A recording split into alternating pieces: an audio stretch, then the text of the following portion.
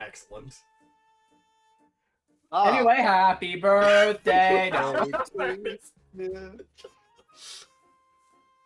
Happy year look. closer to a possibly untimely demise. Look, it's Min apologizing God, to you don't need Curb. to give me existential dread on my birthday, but thanks, I guess. I love how gift. the But Curve, it'll go great with your anxiety. They can be friends. I love how the opening line of the game is gonna be Min apologizing to Curb. As Patrick Star. Speaking No. of, At the start. hello everyone, and welcome back to Tyrion Cuthbert, Attorney of the Arcane. Oh, we have fun here. Do we? I'm Yeah. less and less certain with every stream. Okay, at the least I can say this game is fun. Zero Time Dilemma was was just torture. Okay. Like, For the most I'm part, pretty yeah. The Geneva Convention is like people are staring at like the lines of the Geneva Convention, trying to be like, it doesn't quite count, but you're fucking close. Geneva Convention, more like Geneva Suggestion. Mm-hmm. Mustard? How about mustard gas? Oh How my are you doing God. that so well? Getting a little too close to chuckle. I mean, I could do Bitsy instead. That's too fucking bad. Holy shit, he's 80? Yes. Honestly, he looks pretty good for his age. I'm not gonna lie. Right, someone drag Big the cat back in here. He needs to get back onto the judge seat. Anyways, I'm terribly sorry. But I'm unfamiliar with that profession. Okay, mean- so yeah, Yep. you. That's you. Okay. He means to say that he's a carriage driver. Oh, I see. Even though I'm looking up at the ceiling now. But in any case, it is my Stories. understanding that you found the body. Am I correct, Mr. Rudolph? Oh god, I forgot his name was fucking Rudolph. Rudolph the red-nosed dick bag. Rudolph appears to be writing something in a notebook. He writes with incredible speed. His pen only touches the paper for maybe a second before he's finished. He's filled an entire page. Jesus, dude. What is this, gotta- Danganronpa? I have to finish out the naughty or nice list before Christmas. Mr. Rudolph? Forgive me. I was merely taking notes on the people in this room. Taking notes. The witness has a certain compulsion to keep record of every event that he witnesses. I see. I assume we will receive an accurate testimony of how you found the body. Actually, I witnessed much more than that. I saw the crime as it was being committed. I wrote down everything I saw. What? That is quite the claim. If that's true, why did you choose to remain silent until now? We had initially concluded that the evidence alone was decisive enough. Therefore, we saw no need for at the time for his testimony. However, those circumstances clearly changed during yesterday's trial. No way the prosecution wouldn't leverage eyewitness testimony from the start. Something else is happening here. Very well. Mr. Rudolph, please testify to the court about what you saw that night. I was transporting a client in my carriage that evening. We were driving by the McCoy Tavern when we heard a disturbance. This occurred at 1:28 a.m. Worried that something was amiss, I walked into the establishment to see what the commotion was about. There I saw the defendant. She was lit by the blue glow of the dining room lights. She had stabbed Miss Flintheart McCoy and was channeling magic into her sword. She removed her sword from Flintheart's chest. As he slowly turned to face her, she stabbed him again in the front.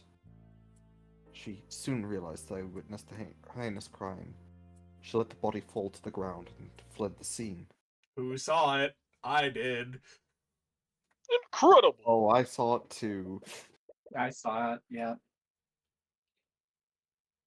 If everything occurred as the witness described, then I see no room for debate. Of course. The evidence has always been irrefutable. You don't remember seeing him when you left to look for Celeste? It was pretty dark. Celeste, did you see this man that night? Did he? Celeste? Oh, Stop. sorry. I thought that was a dot dot dot for a moment. What the hell? Not ellipses, you say? Shut up. No, we'd be asking Blank for that, not Mm. you. Yeah. Oh my god, that is a deep stab. Anyway. No, this is my first time meeting him. And I didn't see him when I ran out of the tavern last night. So he has to be lying. Does that mean he's the one who killed my dad? She tries her best to hide it, but you can sense her restlessness. Is she trying her best to hide it? I can Not really. see Mm, her pose. It's hard to say right now, but it's definitely a possibility.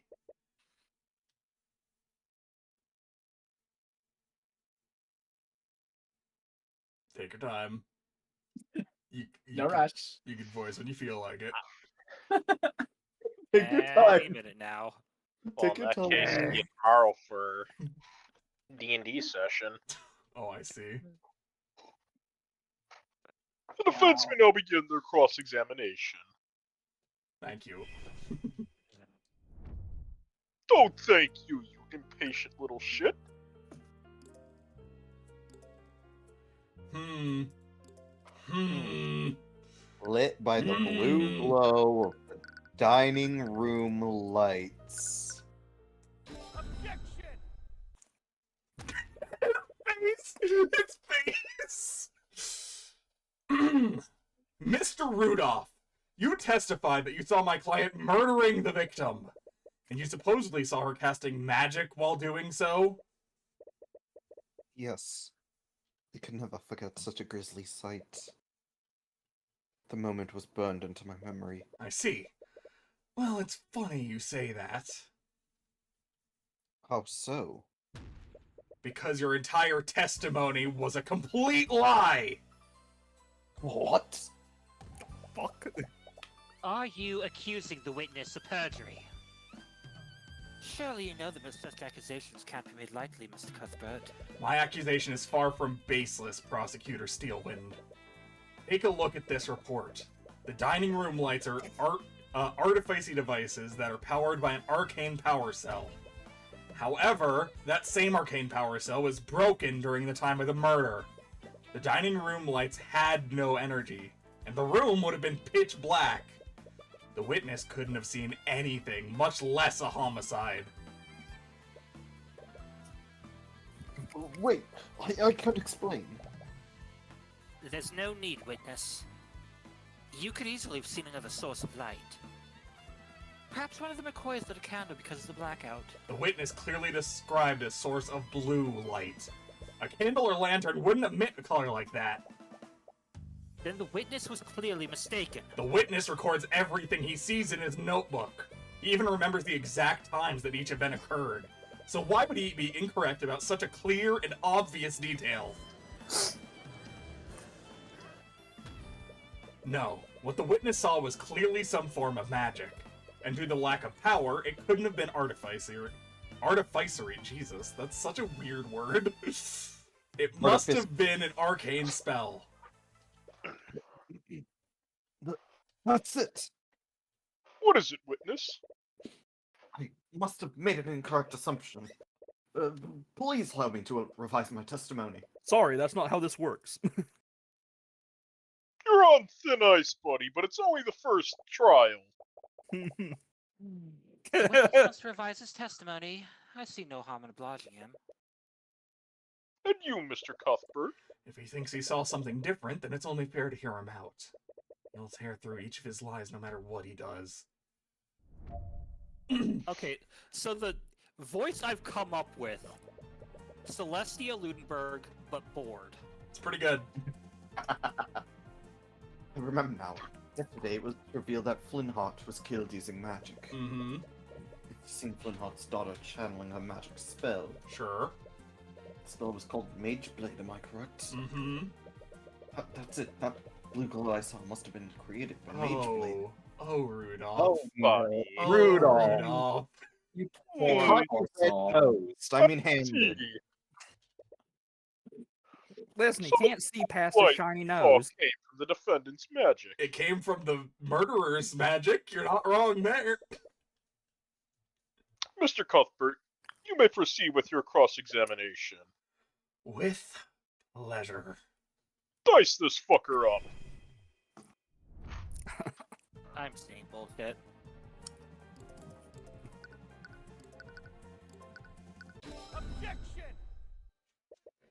Mr. Rudolph, you don't know much about magic, do you? Of course not. Are you trying to say I should have recognized Celeste's Mage Blade? Hang on. Give me 1 second. Can I... Text speed. Instant, please. There we go. No, I admit you probably wouldn't know about Mage Blade. But that's exactly where your mistake was. My mistake. Mr. Rudolph, if you were aware of how Mage Blade works, then you would know that the spell emits a yellow radiant glow. Which means the blue glow you saw couldn't have possibly been Mage Blade. This is ridiculous. I'll grant you that the witness clearly remembers seeing a blue glow. But what significance could such a minor detail have? It's Everything. extremely significant, Prosecutor Steelwind. If the witness did see a blue magical glow, then he must have witnessed another spell at the scene. Monstrous. You don't have any evidence to back up that claim. That blue light made a large impression on the witness. He wrote it down in his book, and specifically mentioned the color. There's no way he would be mistaken about something like that. So, what did you really see, Mr. Rudolph? Did you see my client at the scene casting a spell that she couldn't possibly cast? Or did you see another mage at the scene? Well... Your Honor, the defense has no right to accuse the witness like this. They have every right. Let me remind you that perjury is a crime, Mr. Rudolph. If you are found to have lied in your testimony, you will be prosecuted. No, wait, please! Now that is quite enough of that. My God. Garrett Pierce suddenly steps down from the gallery and walks to the witness stand. He's breaking every possible rule in the book, but no one in the room moves to stop him. The bailiff looks to the judge nervously, but the judge just narrows his eyes and carefully watches Pierce. Pierce, meanwhile, shoves the still flustered Rudolph off the stand and begins addressing the courtroom. What is he even doing here? I will not stand by while you harass my servant. Sir, you're under arrest. We discussed this. There is no need for you to take the stand. And what, pray tell, did they discuss? Nonsense. I have nothing to hide.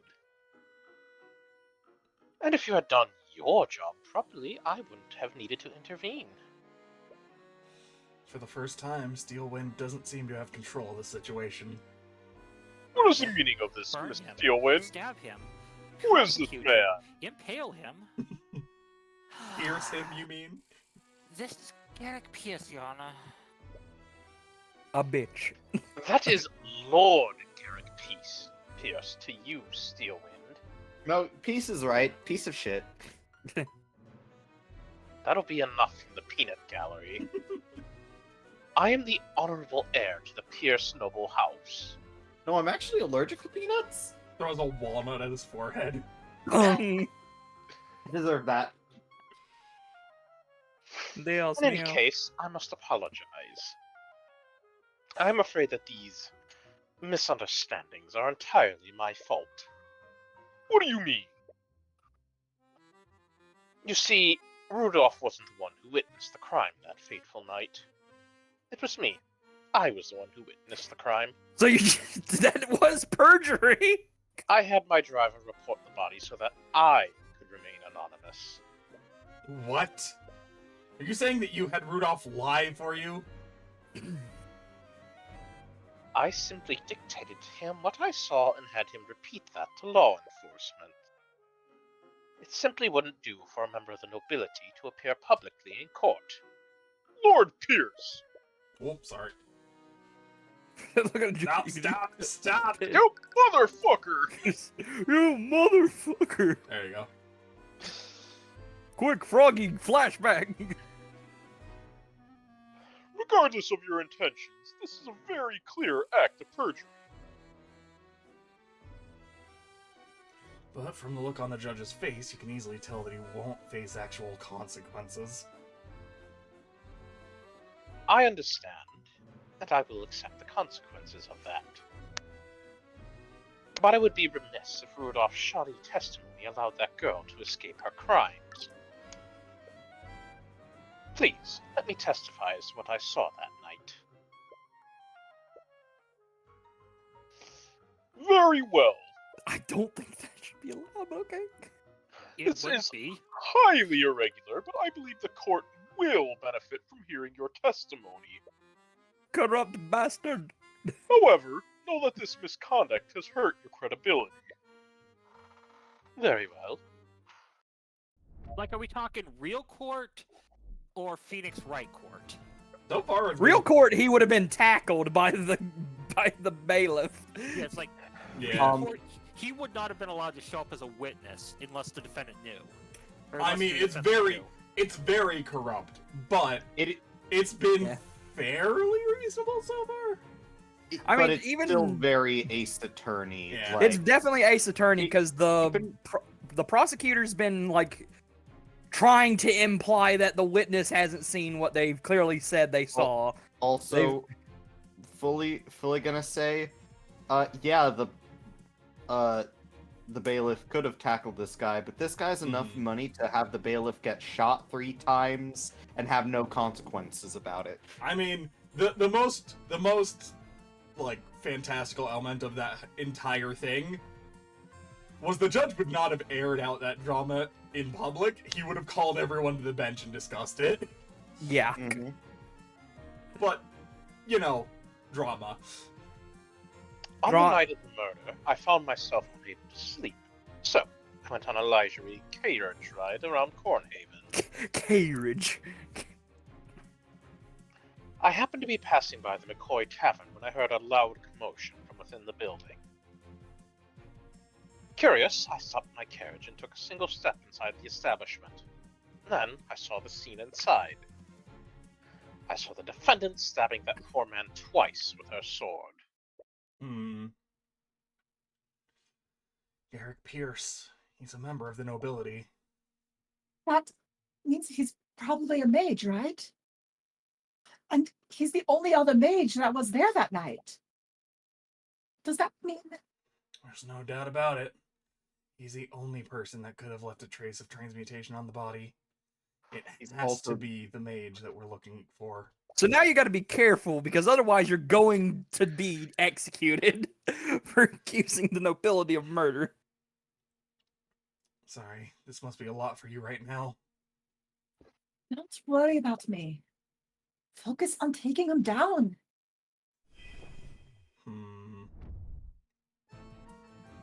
Don't think I've seen anything immediately contradictory. I mean, we can Because check. he's talking about the events. Well, I think the biggest thing is he's only been stabbed once. That's what the... Yeah, that's the door. That's fine. Yeah, I don't. Probably gonna have to impress. I think you're right. Yeah.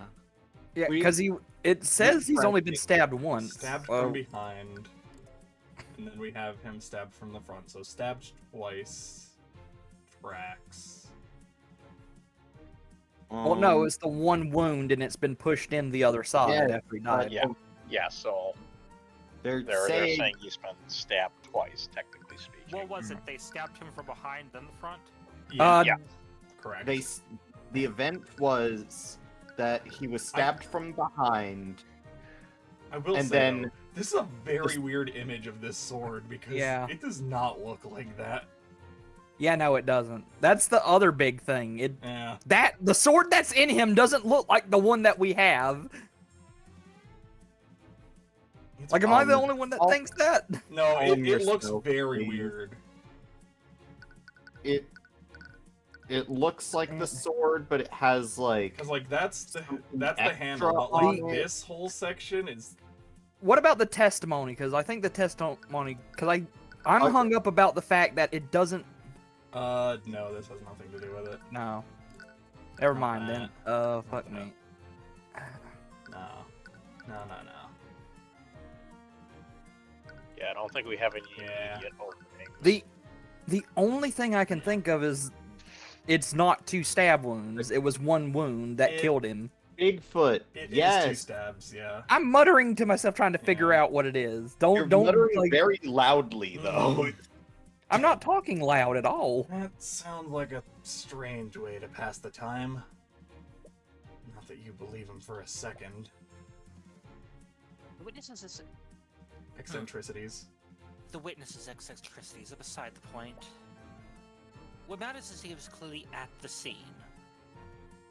I wouldn't quite put it that way, but nevertheless. I also like that a lot of these presses are fairly quick and to the point. We actually do focus Yeah. on the important information in each section. I'm I guessing agree. this commotion was the argument between my client and the victim. One would conclude that, yes. As we all know, both of them had become quite loud during their argument. It's not unreasonable to say that the witness heard them from his carriage.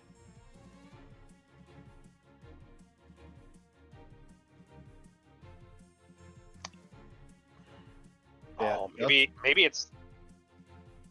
How would he see it? Yeah. Well, we have another let's thing let's to press. press him on this. Yeah, here we go.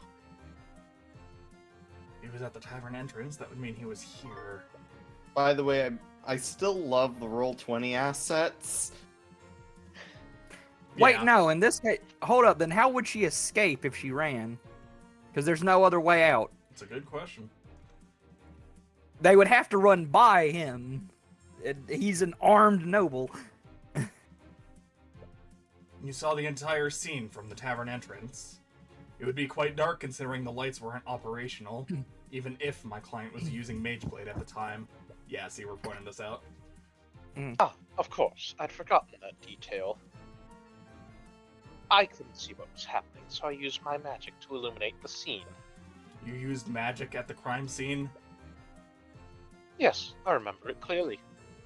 I conjured a blue light to illuminate the scene. That same blue light must have been what my driver saw. I thought that Rudolph didn't witness the crime at all.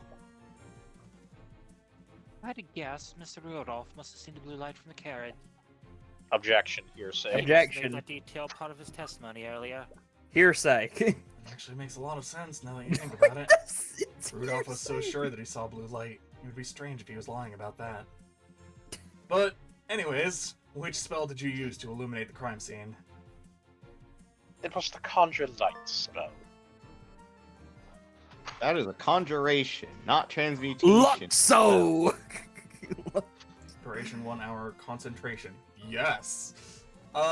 For the duration of the spell, a mode of magical light appears in the caster's hand. The color of the light is chosen by the caster and can be changed at will. For the spell's duration, this mode of light provides illumination up to 15 feet of the cat. Dude. Oh. Dude. Come on, man. Oh. Dude. No. Dude, that's such Oh. obvious contradiction. Dude. Yeah, your- that's contradiction. Read your fucking spell list, you goddamn caster! Jesus Christ, dude! Your turn is next. Why have you not read your spell? Your Honor, if the witness used magic at the crime scene, then I'd like for his spell compendium to be added to the court record. I see no reason to invade the witness's privacy of a trivial elimination spell. I agree. What do you mean? The defense would need a stronger reason to requisition the witness's spell compendium. What do you mean? He used magic Right, at the crime. Your wisdom is truly fitting of your station. Oh, shut up. Oh, Fucking that corrupt phrase. bastards. But yeah, the Mhm. point, like the Mhm. stab. Like, You sure did, No. didn't you? You sure did No. see the crime from the fucking entrance. Where the goddamn is the fucking Crime scene picture Map. right There there. we go. You- 5, 5, 10, 5. 15, 20, 25. Dude! Come Bruh. on! Lord Pierce, you said that you illuminated the scene from the tavern entrance, and you only took a single step into the building? Of course. I remember it very clearly. I stood only at the entrance. In that case, I'd like for you to take a look at the map of the tavern. Rendered in this Roll20 background. If we take a look at this map, that would place you right here, where the W is. Am I correct? Of course I was. I do not know what you wish to achieve by having me repeat that fact. Well, I find it interesting that you illuminated the crime scene from all the way back there, considering that Conjure Light only illuminates an area within 15 feet. What? Read I your love fucking bitch. spells! The spell's range is irrelevant? What? Arya, The spell's range is irrelevant. We've already established that the victim would have been illuminated by Mage Blade. During his testimony, Lord Pierce clearly stated that he couldn't see what was happening. That's why he conjured the cat. He conjured the light in the first place. However, Conjure Light doesn't work like a normal source of light. It only provides illumination up to 15 feet of the caster and no further. If he had stayed at the entrance, his spell wouldn't have done anything no. to help illuminate Guys. the scene. Guys, I just realized. What? We're playing a rules lawyer. Yes. Motherfucker! Yes! Also, I have decided that I have kind of figured out my character as... She knows he's bullshitting, Yeah. Oh, absolutely. Oh, yeah. but she's kind of forced to be corrupt. Basically. Yeah, that's the point. That definitely seems to be the direction they're going with her, yeah. You bitch. But what does this mean? Lord Pierce, did you illuminate the crime scene or not? well, I can answer that question for you, Your Honor. Lord Pierce did illuminate the scene of the crime. He illuminated it because he was standing right where it happened. Mr. Cuthbert, are you trying to say that Lord Pierce was that close to where the murder occurred? How would that be possible? Well, there's only one way this scenario would make sense, Your Honor. And that would be if Garrick Pierce was the one who murdered Flintheart McCoy. Are you daft? Seize him! hold on a moment. This is absurd. I could have easily used a different spell to illuminate But the room. you did And which say spell that, would did that be, ya, Pierce? bitch? Dancing lights? The name escapes me. I'm not sure which one it was, now that I think about it. Seize him! Idiot. Well, maybe we can figure it out together. When you relinquish your spell compendium to the court. What? This is a clear violation of my That's privacy. a very good pose. Still, why aren't you objecting to this? Because you fucked up. If you had listened to my instructions, you wouldn't be in this situation. You've made your bed. Now lie in it. Stealing it, you treacherous! Yeah, I like her. That's I not. thought for a second he was about to just fucking beat his head in. He is, like, right in front of the judges. Whoop! Boom! It appears that the Go, Hammer. prosecution has no objections. With everything that has occurred, I must ask that Lord Pierce relinquish his spell compendium to the court. Garrick Pierce's spell compendium has been added to your notes. Prestidigitation. Evocation. Incantation none. Snap of the fingers. Indefinite. Concentration. Yes. When the caster creates a simple and harmless visual effect around their hand, the effect will last as long as they maintain concentration. Cool. Conjure water. Whoa. Duration indefinite. Concentration. Water flows from the hand. Whoa. That's terrifying! Frost wave! Transmutation. Instant. Blah blah blah. Anything caught in the range is hit with a blast of cold air. Liquids immediately freeze. Organic life will immediately enter stages of hypothermia. That's kind of terrifying. This guy's just a war criminal. Shape liquid, that's Yeah. even worse. While concentrating on the spell, caster can magically manipulate up to 10 liters of liquid and form it in complex shapes. At any time that caster can freeze. Yeah. Shape Wait, water. make shape the water. liquid melt? While frozen, the caster can also Yeah. choose to make liquid While frozen. instantaneously melt. Yeah, Okay. it's just shape Okay, water. I didn't see the while frozen part. I just thought like liquid Oh. melt.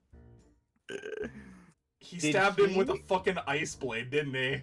Yeah. Yes. That's Hey, pretty. Mitty. That's pretty fucking rad. Mitty. Good. Yeah, I know. I was talking with Yeah, Rex just now. Sue me. I'm saying something else. I'm not talking about this. Oh, go on. He's Jin Kisaragi. Motherfucker. Ice car. Why? His car. Die. Why? I have no idea what any of that means.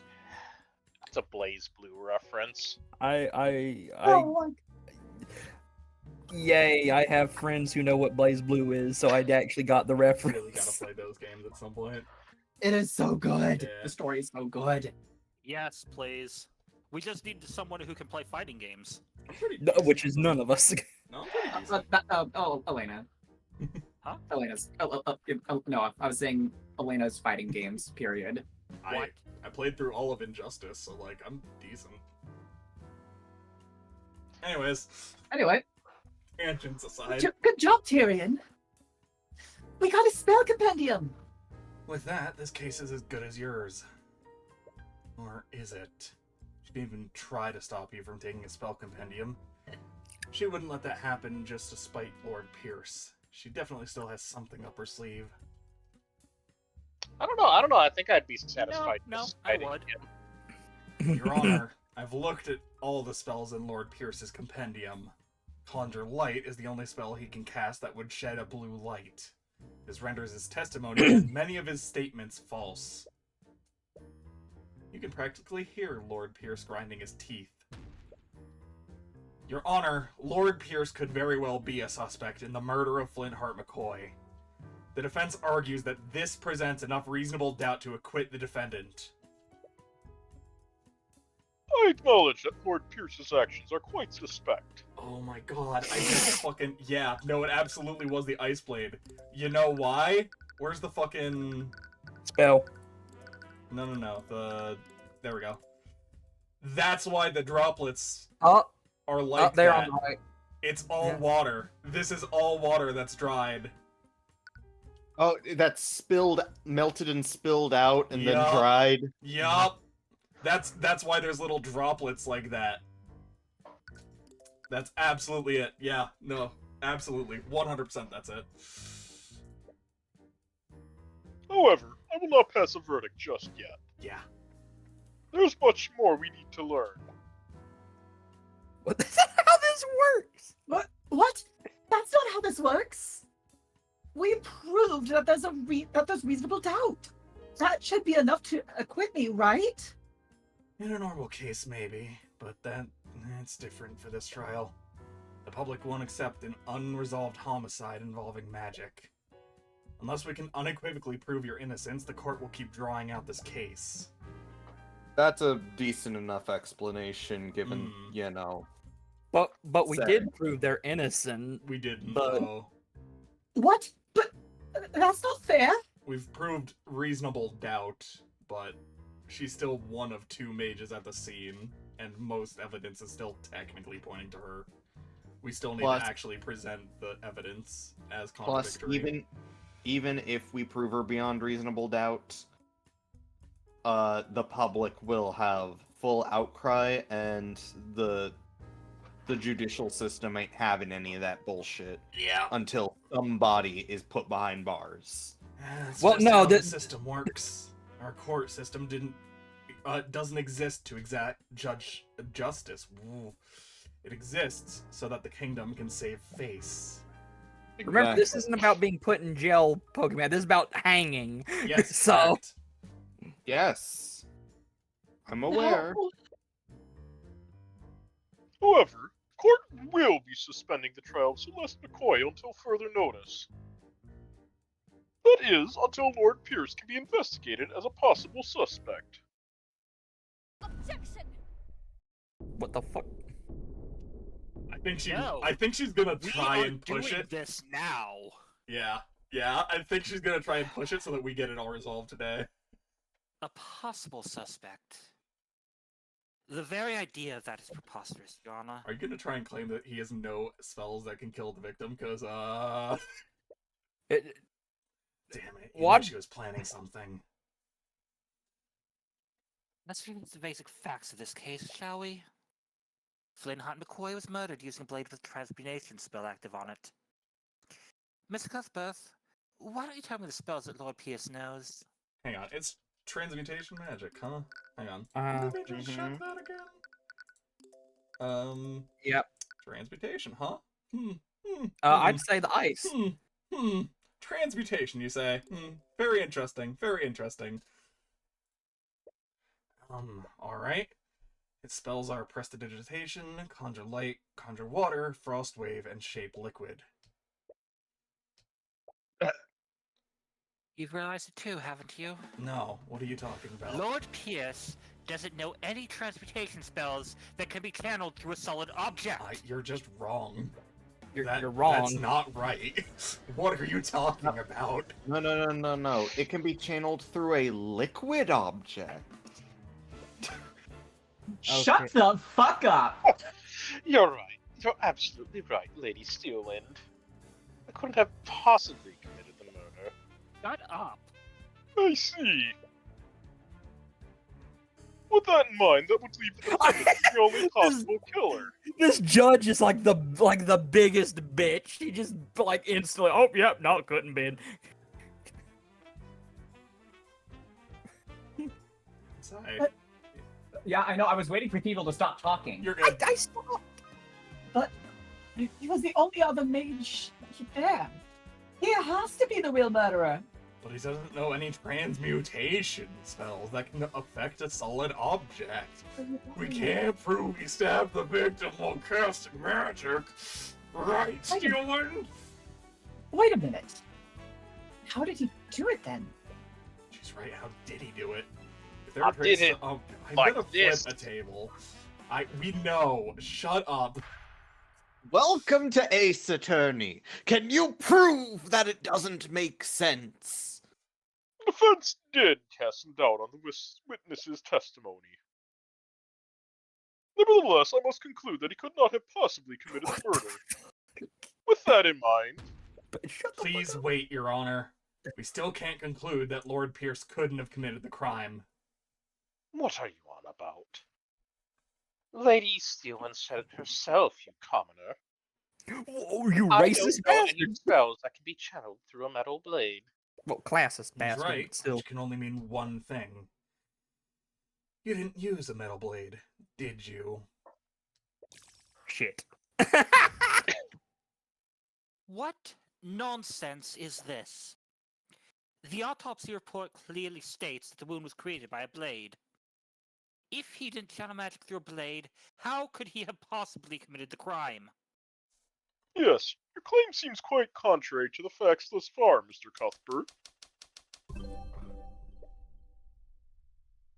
Which spell could Lord Pierce have possibly used to kill the victim? On one hand, it'd be fun to present. No. You see, Your Honor, Garrick Pierce didn't kill the victim using a sword. He killed him using an object shaped exactly like a sword. What? What? I'm afraid I don't quite understand, Mr. Cuthbert. I'd like for the court to take a look at Lord Pierce's spell compendium. Garrick Pierce knows a seemingly insignificant spell called Shape Liquid. With it, he can control a body of water and shape it into any complex shape he wants. He can freeze that liquid, maintaining its current shape. A shape like a sword. What? No. Is it possible that he... What do you have to say for yourself, Lord Pierce? What do I have to say? Pierce's breathing becomes more frantic. He's clearly not used to being put in a corner like this. You can see his stress and frustration emanating through the eye of Horus. You have him now. Time for the finishing blow. Time to do this in anime form. I'll tell you exactly what I have to say, commoner. I'm not the one on trial here. We're here because that bastard child didn't know her place. She's just a peasant, yet she still learned the arcane arts. And look what happened. That girl used our holy arts to murder her father in a fit of rage.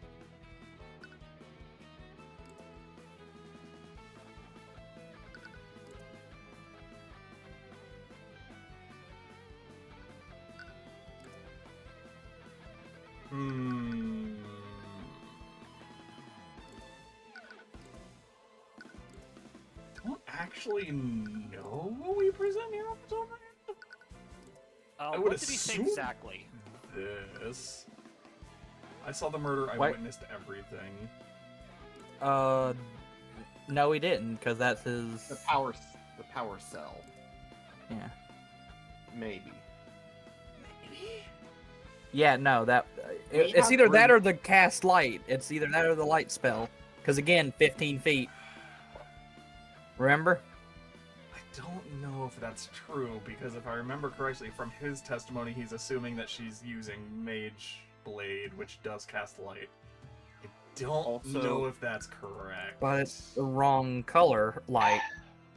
Well, I mean, like, Not from his testimony. he's like fucking directly attacking Celeste, calling her a bastard peasant. Yeah, I feel like this is correct.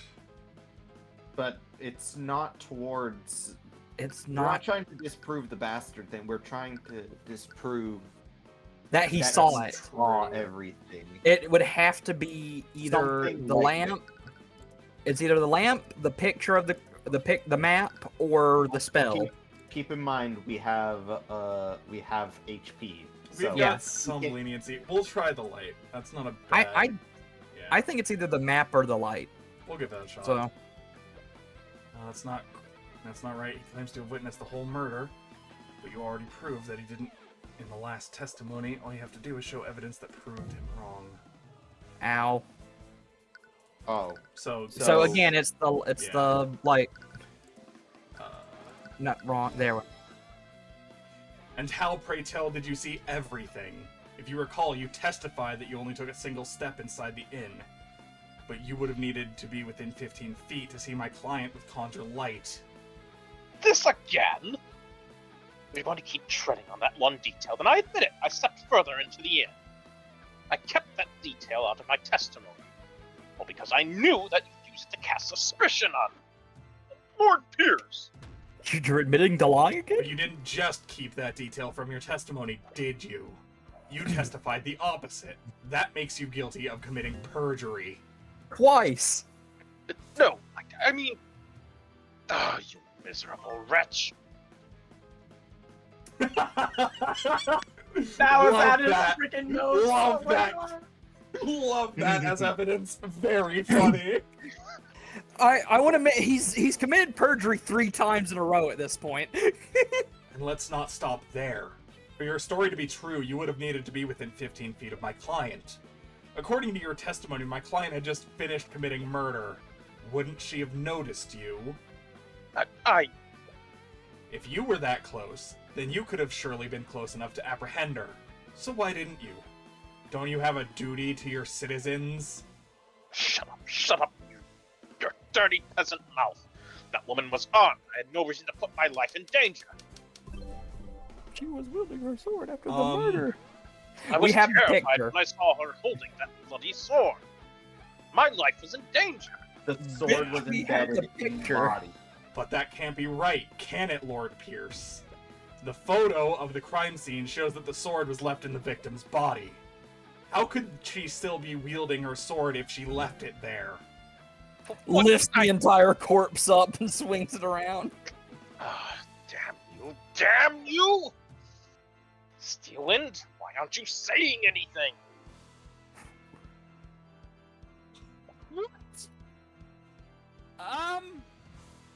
good luck?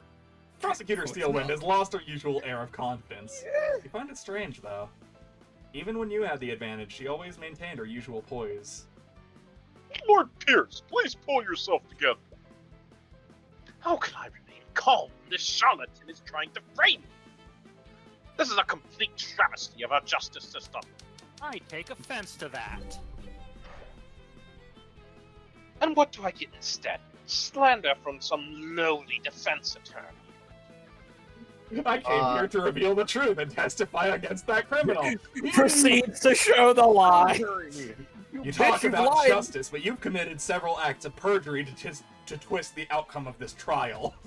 We immediately use that against him. That's so good. Dumb motherfucker. You're clearly not acting in good faith. You don't care about justice. You just want to further your agenda. So admit it, Pierce. You created a makeshift sword using shape liquid, and you used it to impale Flintheart.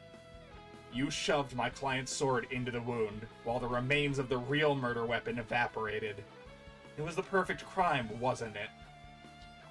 I... What? Lord Pierce, My apologies, Your Honor. It's just that I realized something absolutely hilarious. What? Has he finally lost his mind? The defense put forward an interesting theory, but there's one problem with it. And what's that? Motive. Is it gonna be motive? No, we don't have the murder weapon. I think you said it yourself.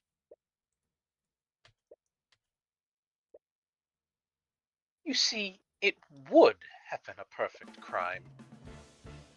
Because any evidence to support that theory would have evaporated with that frozen blade. Garrick, you really don't know when to shut your mouth, do you? You literally just committed to doing it, you dumb fuck.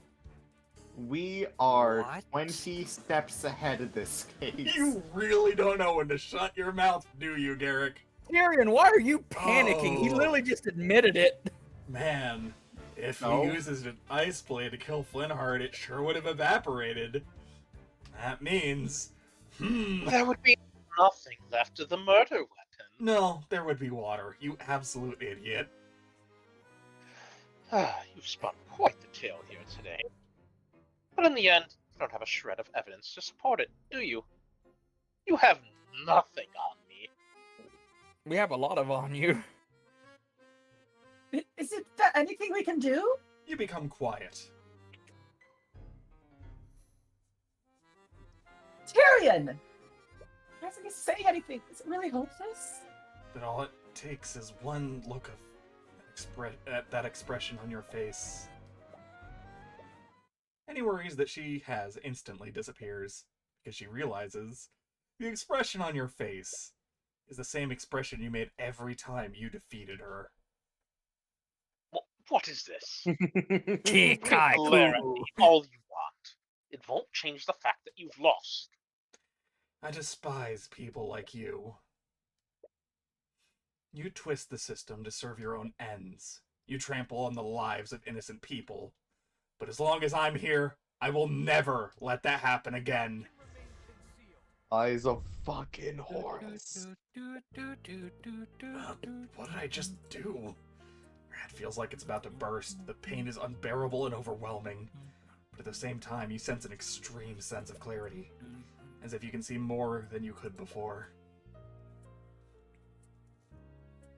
Can't believe that peasant pushed me this far. Once again, you can see Pierce's thoughts through the eye of Horus. But the sensation feels different from how it usually is. It's more intense and potent this time. It's almost as if you can do more than just read his surface-level thoughts. Empowered Eye! You've activated the Empowered Eye. With it, you'll be able to do more than see the witness's thoughts. You'll be able to affect what they think about. Project items into Pierce's mind to Scary as evoke hell. thoughts from him.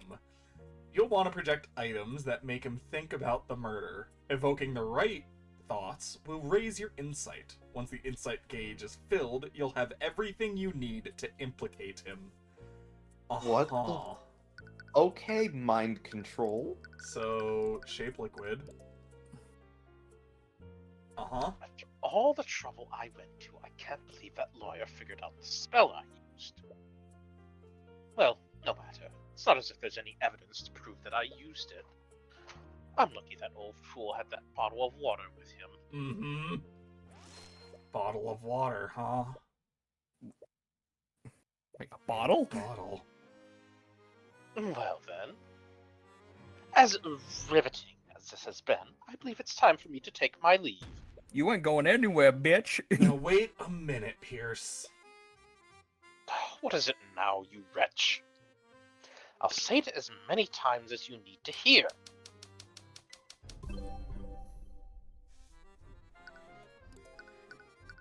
Le bottle de water. I'm seen. What? What? Wrong. The Oh, just bottle! put The bottle. The bottle. I literally called the bottle. Oh, okay, whatever. You're right, Pierce. If you did use shape liquid on a body of water, the murder weapon would have evaporated entirely. Ah, it seems you've finally gotten that fact through your thick head. Except. Bravo! But let's not get ahead of ourselves, Pierce. God, fuck you, game. Welcome If to you Ace Attorney. Didn't They- use shape liquid on a body of water. What if it was another type of liquid? What are you going on about? Pierce, shape liquid doesn't just work on water. It works on all kinds of liquids. The shattered bottle contained the liquid that you cast your spell on, didn't it? You show him the picture of the shattered bottle of lotus juice. What? That bottle. Pierce, I found this shattered bottle on the ground near the victim's body. I wonder what caused it to shatter. You must have decided to use any liquid you could find.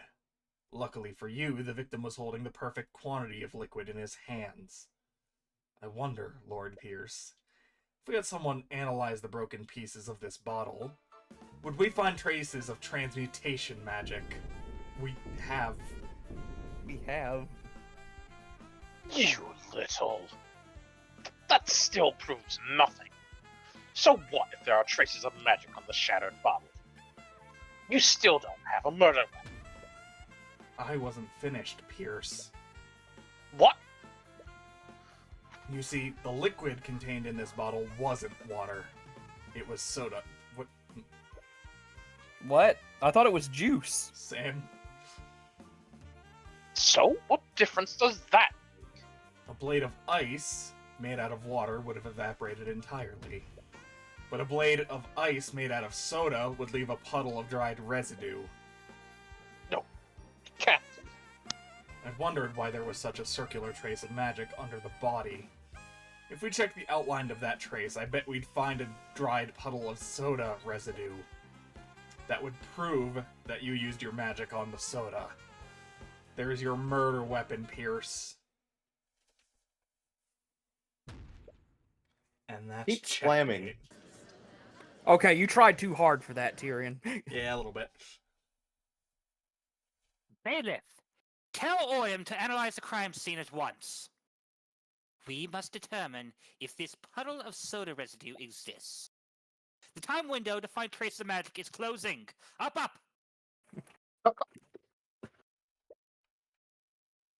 So, we had our team search the crime scene for that soda puddle. Man, I haven't talked as a character in an hour. Yeah. I really can't believe it, but we found it. In fact, the outline of the dried soda lines up exactly with the outline of the trace of transmutation magic. We checked the broken bottle, too. There were traces of transmutation magic on it as well. There's no doubt about it. Someone used magic on that soda. See. Thank you, Oyam. Please escort Lord Pierce back to the stand. Lord Pierce, you're under arrest. What do you have to say for yourself, Pierce? What do you think you've accomplished here today? Do you honestly think you can indict me? I'm an aristocrat from the highest echelons of our society. That fool of a man was an insurgent. He was a threat to society, and I did my civic duty by removing him. So now you just admitted to murdering a man. Objection. Bailiff, please escort the witness to a holding cell. Steelwind? You're under arrest, bitch. First-degree murder is punishable by execution, Lord Pierce. I suggest you remain silent, lest you incriminate yourself further. What? You can't be serious! Shut your insidious mouth! Well, what you all waiting for? Take him away. Yes, take him away at once! Bailiff, smack his nuts. I broke Curve. I can't believe it. We actually won. Tyrion, I That's all she can do to hold back her tears. You don't need to say anything. Your face says it all. thank you. You've Hey, more than Eddie. exceeded my expectations today. Miss Tamora, I'll be honest. When I realized the murder weapon evaporated, I thought the case was shot. I can't believe you were able to turn that around. it was just luck. If he had used water, we would be done for. It had nothing to do with luck. It had everything to do with What luck. the fuck do you mean if it was water we'd be done for? There's still a puddle. I love how it says like the water would just be gone. It was a wooden floor, so there would be water damage. Yeah. Also, he could have made the water evaporate. Water Oh, damage. man. Wood floor. I said it had nothing to do with luck. We were able to deduce. You were able to deduce which liquid he used. My mistake. And you did it just by looking at a few shards of broken glass. Your skills of deduction never cease to amaze me. It's not exactly true, but with Celeste there, you can't tell her about your new ability. You all are quite lively. Hmm. There's no need for such hostility. Though I wouldn't expect any less from the Hound of the Eye Taker. The fuck? Hey, what did she Huh? mean by that? You glance at Miss Tamora, but when she meets your gaze, she immediately looks away. Looks like she's focusing, almost as if to protect herself from a certain eye. I must admit, I was hoping to test my blade against you directly. However, your protege proved to be a worthy adversary. If I remember correctly, in mythology, Horus is said to have lost an eye in a fight. Very fun. Thank you.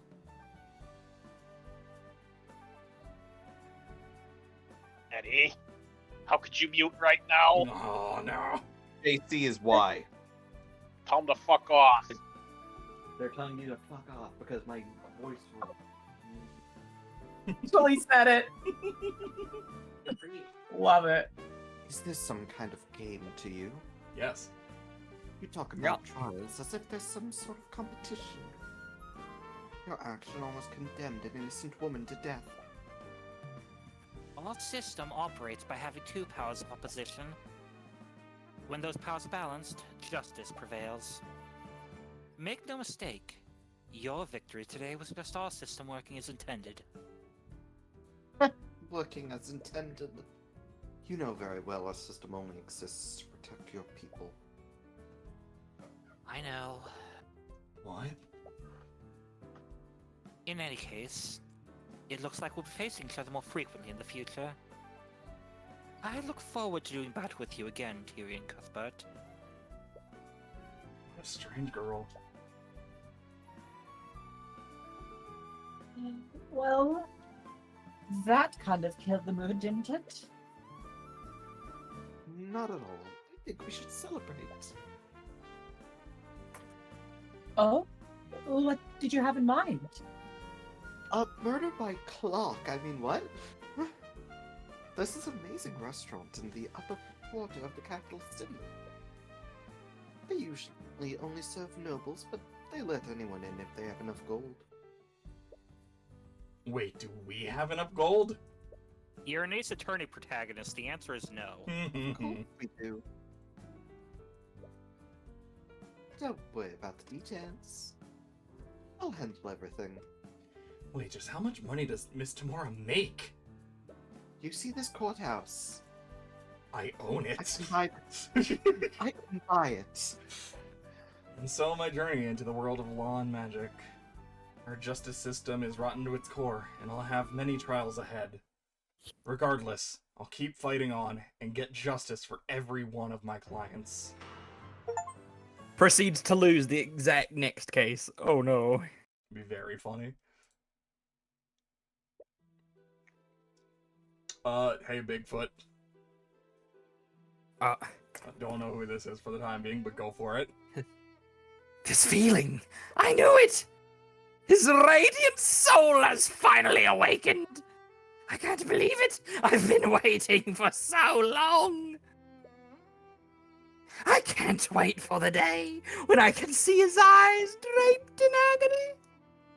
I think I remember who this character is, and I don't know if that's super fitting, but fuck it. It's very I'm fun. sorry, it sounds like No, a you're mad fine. cultist. It basically is, but I think it's female instead of male. Fuck. Just to bring up, It's fine. in Egyptian mythos, Set was the one to have stolen Horus's eye. Mm-hmm. No. Oh, Wallace. Wallace! Wallace! Let me go! Oh. I'm not going anywhere until I see her! Oh. Uh, Oh um, no! I'm sorry, Wallace, but she's already passed. There was nothing more we could have done. This is gonna. This academy teaches the best mages in the kingdom. Wallace, what are you gonna do? Why? know, Why is but your arcade art necromancy? Oh no.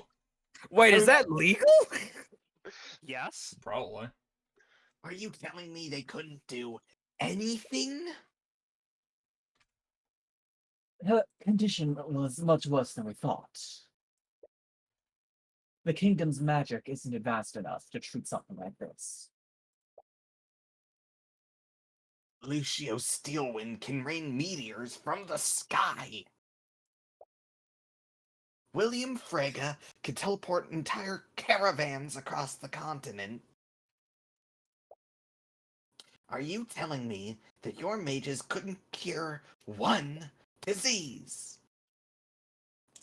I'm sorry, I truly am. Listen, everybody are arcane casters. We don't have any like high level clerics or paladins. Emily. Episode 2, The Walking Dead. Oh no! Oh no! Sponsored by AMC. I'm sorry, Celeste. There's no way out of this. Celeste's attention is sharply focused on the chessboard between you two. You can see her eyes quickly dart from piece to piece. Just give me a second. I can still win this. Girl, you blundered your queen like 5 turns ago. There's no way for you to avoid checkmate next turn. Just surrender. She ignores you and continues staring at the pieces. There. What about that? Checkmate. Congratulations, mate in one. Damn it! Oh, would you two keep it down? I'm surprised I've lasted to a second case. We are in a library. Well, there hasn't been a murder victim yet, so don't count your chickens before they hatch, girl. Miss Tamora glances at the chessboard. I hope you didn't spend the entire morning playing around.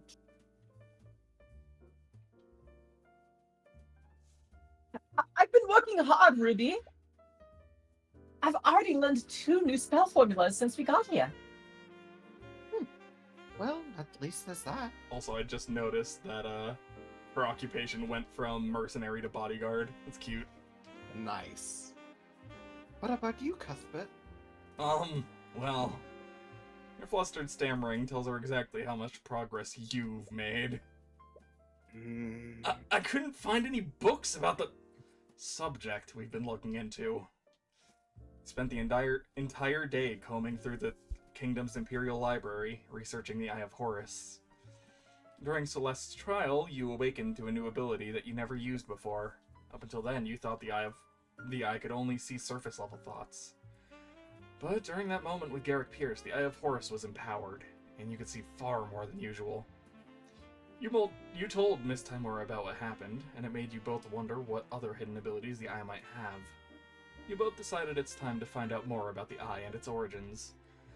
This library supposedly held the kingdom's entire knowledge of magic and the arcane arts. But you couldn't find a single mention of any ability like the Eye. The kingdom seriously lack knowledge about it? Or do we need to look somewhere else?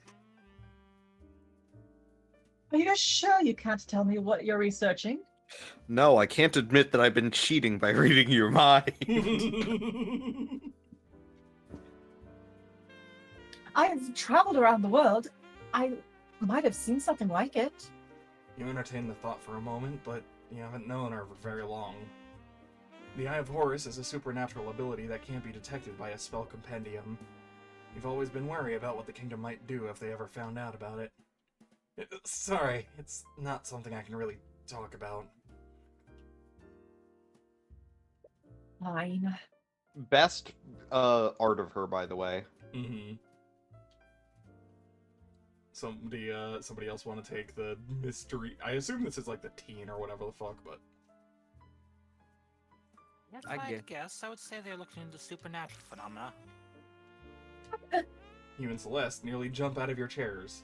Oh my god! Jesus. Fuck, that's Hello? terrifying. I Isn't love this her. the girl that jump scared us in our dream? Yeah. Hate that. I love It's her. It's just Hanako, got it. Cool, yep. It's just a hex maniac. You look over to where right. the voice came from. She appears to be a student at the academy. How long was she there? You didn't notice her presence at all. You also feel like she looks oddly familiar.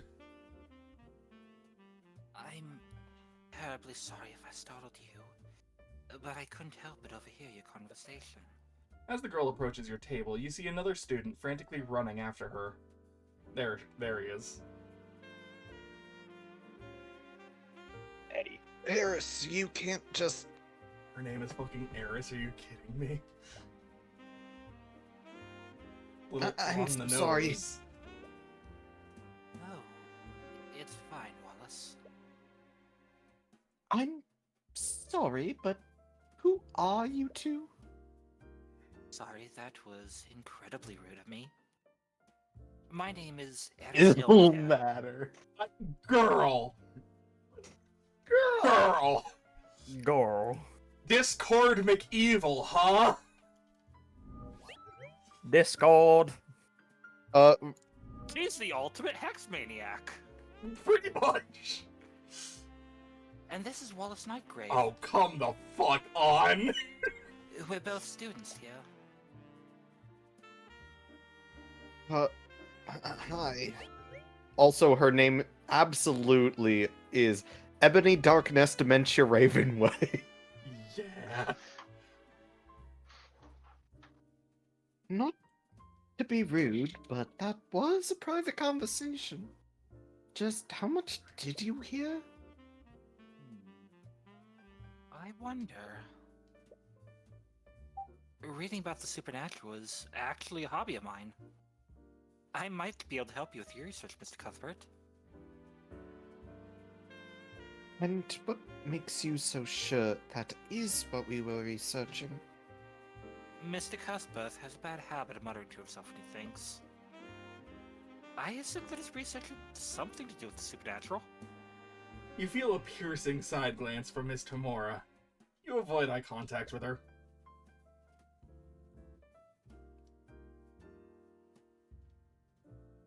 Tyrion. But anyways, do you mind if I ask you a few questions? Of course, I'd be happy to help. Oh! Fine. Suppose it wouldn't hurt. That is not what she said. Illusion magic, huh? Hmm. Wait, can you actually see the log for that, or? Doubt it. Actually, yes, please check. Yeah, no, it literally changed the line. That's What in... did it? It What said did it wait. say? It said wait before it changed. Oh shit! Oh. Nah. Just remember to show some discretion, Tyrion. Right. Yeah, that is not what she said. We are going for DDLC here. Well, she's illusion magic. I'm sure she literally just changed what we heard from our mentor, quote unquote. So, you two are students at the Imperial Academy? Yes, I'm currently studying illusion magic. Illusions. That's the kind of magic that lets you turn invisible, right? Technically, yes. But few mages ever reach a level high enough for that. Mm-hmm. I'm a bit embarrassed to admit that I'm not able to cast invisibility. Alright, Violet. Hmm.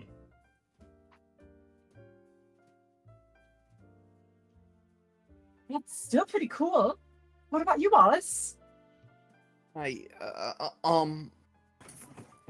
Wallace has his own unique field of study.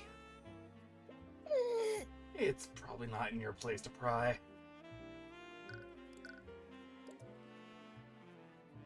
Everyone is talking about you two. Really? It's rare for the school to let any outsiders in. That makes sense. This library isn't exactly open to the public. You were only able to get access to it because of Miss Timora's connections. We only ever get occasional visits from the noble houses. So, I was curious as to who was able to break this dull monotony. Mm-hmm. Well, I'm a mercenary, but now I work as Tyrion's bodyguard. Yep. Mercenary? After her trial, it turned out that Celeste was more than capable of affording your services. However, Miss Timora still proposed a different arrangement. After indicting indicting Garrick Pierce, you painted a large target on your back. With Celeste being a mercenary, Miss Timora decided to hire her as your bodyguard. She figured you would feel more comfortable around someone you were already friends with. Anyway, I'm a defense attorney. A defense attorney? My apologies. It's just not what I was expecting. What's that supposed to mean?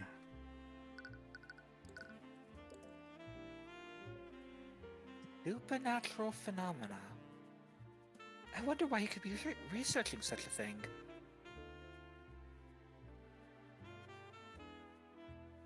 Yeah, I want to know too. I'm sorry, but I can't really say.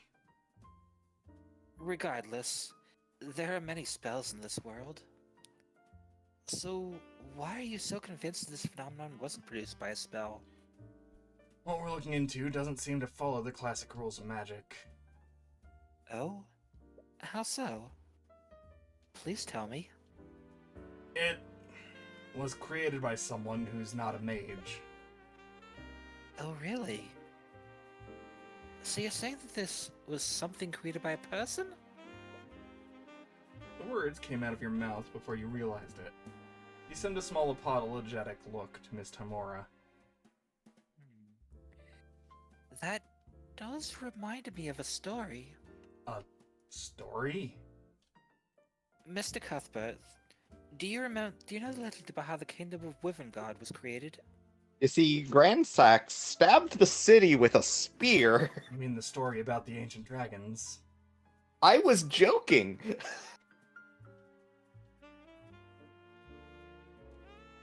The ancient what? Ancient dragons. What is it? Dragons? Does Oh, Wyvern have a story about ancient dragons? It's only about one ancient dragon.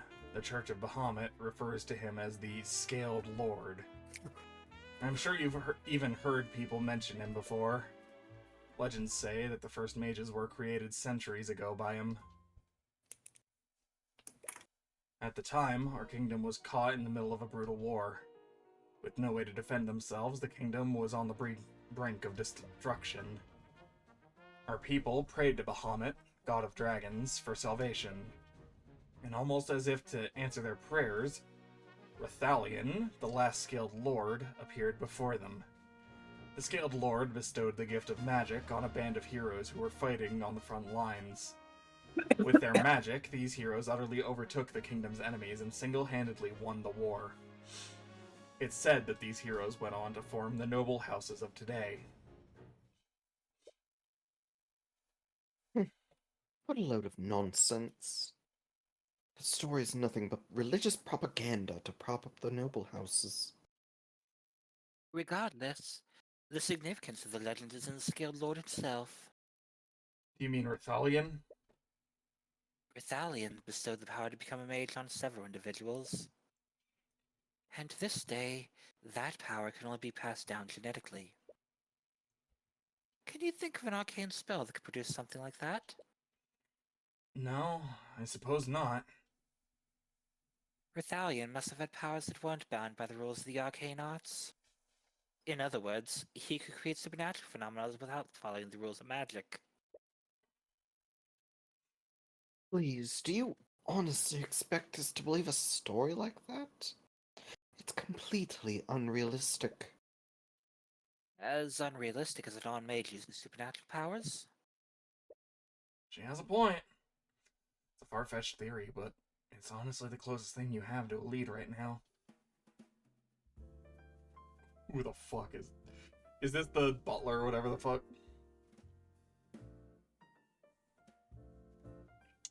Bigfoot, want him for now? I swear if it's Steelwind. No, I'm good. Okay. Min, you don't have a available? character.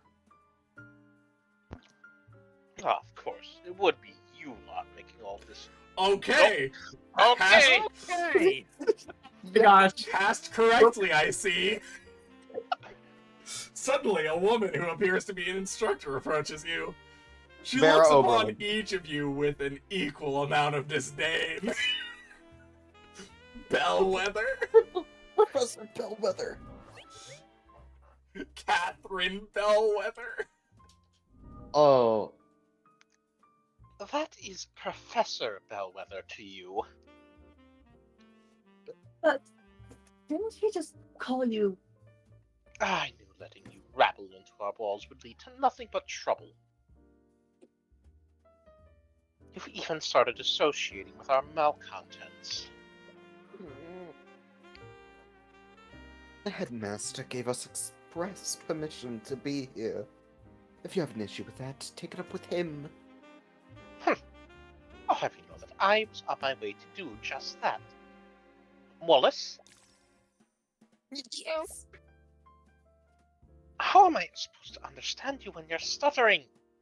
Yes, Professor Bellwether! Straighten out your uniform and fix that awful hair. I'm You look trying, like a but it street gets... urchin. But I suppose it's unreasonable to expect anything more. I feel that about the hair, not gonna lie. I can shower and it is... Ooh! I didn't catch that one. I think it was as for you. Oh, that's very funny. As for you, I'll be on my way. That's very I'll be on funny. my way. Ah ha ha ha ha. Very good. Very good. Dude, we gotta be quick on that shit. She changes that shit fast. What a bitch!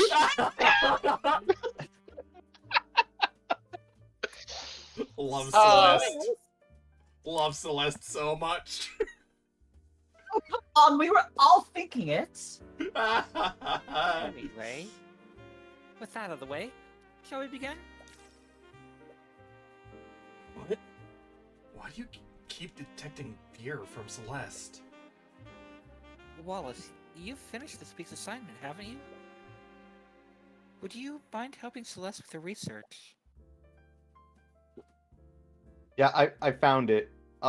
It was, and as for you, Air, Yeah. and then got cut off Yep. towards Eris. Mm-hmm. Oh, that's very fun.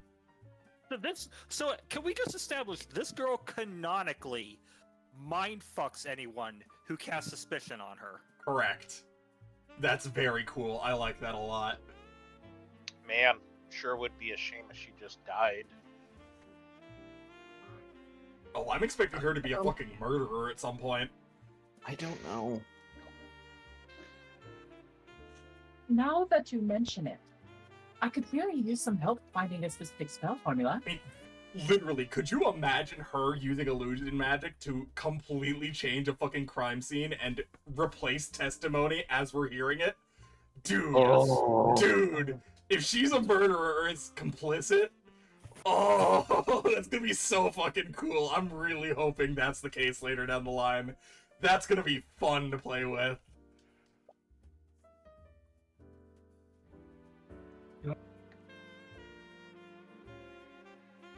Celeste. You alright, that's Sorry, I'm talking with Rex. To me. You Okay, we are lawyers. We can sue you. We are lawyers. We can sue you. Fuck. Yeah. I am the sheriff of this Pokemon town. is correct. I can legally shoot down your door. Oh my god. Anyway, You know your way around here, right, Wallace? Okay. Don't worry, Miss Tamora. I'll be more careful from now on. Please do. I still have some unfinished business to take care of here, so I'll leave you all to it. You spend the next few hours searching through the library's books with Eris. You hadn't thought to look into the ancient dragons, and the library had books about them in abundance. There was one problem, though. A lot of myths and stories about ancient dragons, but it's pretty difficult to tell fact from fiction with these accounts. It can't be helped. The Church of Bahamut is the dominant religion of our kingdom. We have the bones of dragons displayed in museums, but those bones are the only widely known evidence of dragons' existence. Except for Rathalion, possibly. Wonder if he's still alive, like you said. I wouldn't be surprised. Despite everything, our kingdom's constitution still includes him in our government. I would lose my fucking mind if the dragon was either a murderer or a defendant. Dude, I would flip. Okay, Part of me has to imagine that the dragon Rathalion is treated with the same acknowledgement as the Holy See. Mm-hmm. now I just have to say. Now, what if he's a victim? Oh. What if we have to prove how he died? Oh my god. Dude, I'm like theory crafting, and I'm worried this game isn't gonna live up to it, but like, this game has been pretty good so far, so fingers fucking crossed, man. I would love to see some of this shit. This game has such a really good premise on its face, and it's bringing up a lot of this stuff that I only hope flaws later. The only flaws so far are flaws with Ace Attorney. Yeah. Also, people cannot read their spell list. No, that's accurate. Yeah. That's accurate. That's why it. That's why it's a flaw. Also, it is exactly how it worked back in the other Ace Attorney thing dealing with magic. Yeah, true. But we're not playing. By the way, can we actually see Celeste's spell tome now? She said she got a couple new spell formulas. Maybe. But nope, not that one. Book spells. No. Okay.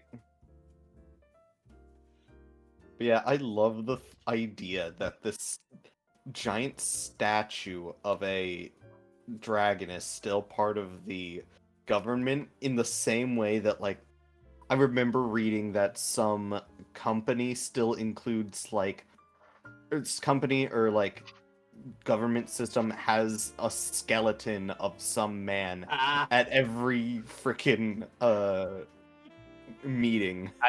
I can't help it. Now all that I can think of is in Mulan when Mushu's told to go wake up the Guardian Dragon. Yes. I'm the Great Stone Dragon! God. Wait, really? As the savior of our kingdom, he and his kin were given an honorary position on our political hierarchy. The ancient dragon's authority technically rivals that of King Olivier. Wow, I had no idea. Oh my I've god, never it is the heard of Holy this See. before. To be honest, that law is just a way to revere him and appease the church. Well, Rathalion couldn't possibly be any worse than the nobility. So are we arguing that the dragon is the Pope? You're so stuck in your own thoughts that you would Yes. accidentally bump into a bookshelf. The shelf begins to tip over and you're able to catch it before it fully falls over.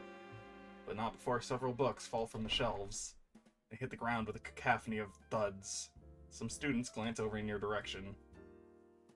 Be quiet. Sorry.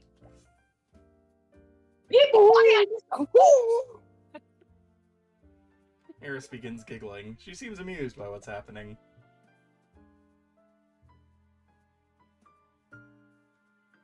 Hey, are you okay? I heard a loud. Whoa. Celeste stares at the pile of fallen books. What did you do? Forget that. Just help me clean this up. There's no need for that. Construct, I require assistance. What? Acknowledged. What? Upon Eris's command, one of the nearby suits of armor suddenly springs to life and begins walking towards you. The voice coming out of it sounds human, but lacks emotion. Why does it sound familiar? Wait, did you do that, Eris? Yes. This is an arcane construct. It's a suit of armor that's animated using artificery.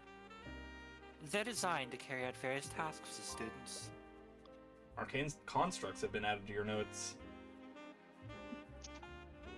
The one in the Construct- Imperial better Academy that one. speak using the voice of Catherine Bellwether. Oh, that's very funny. Oh, Okay. and we need Min, you're voicing all of these now. Yep. That's this is very funny. fitting.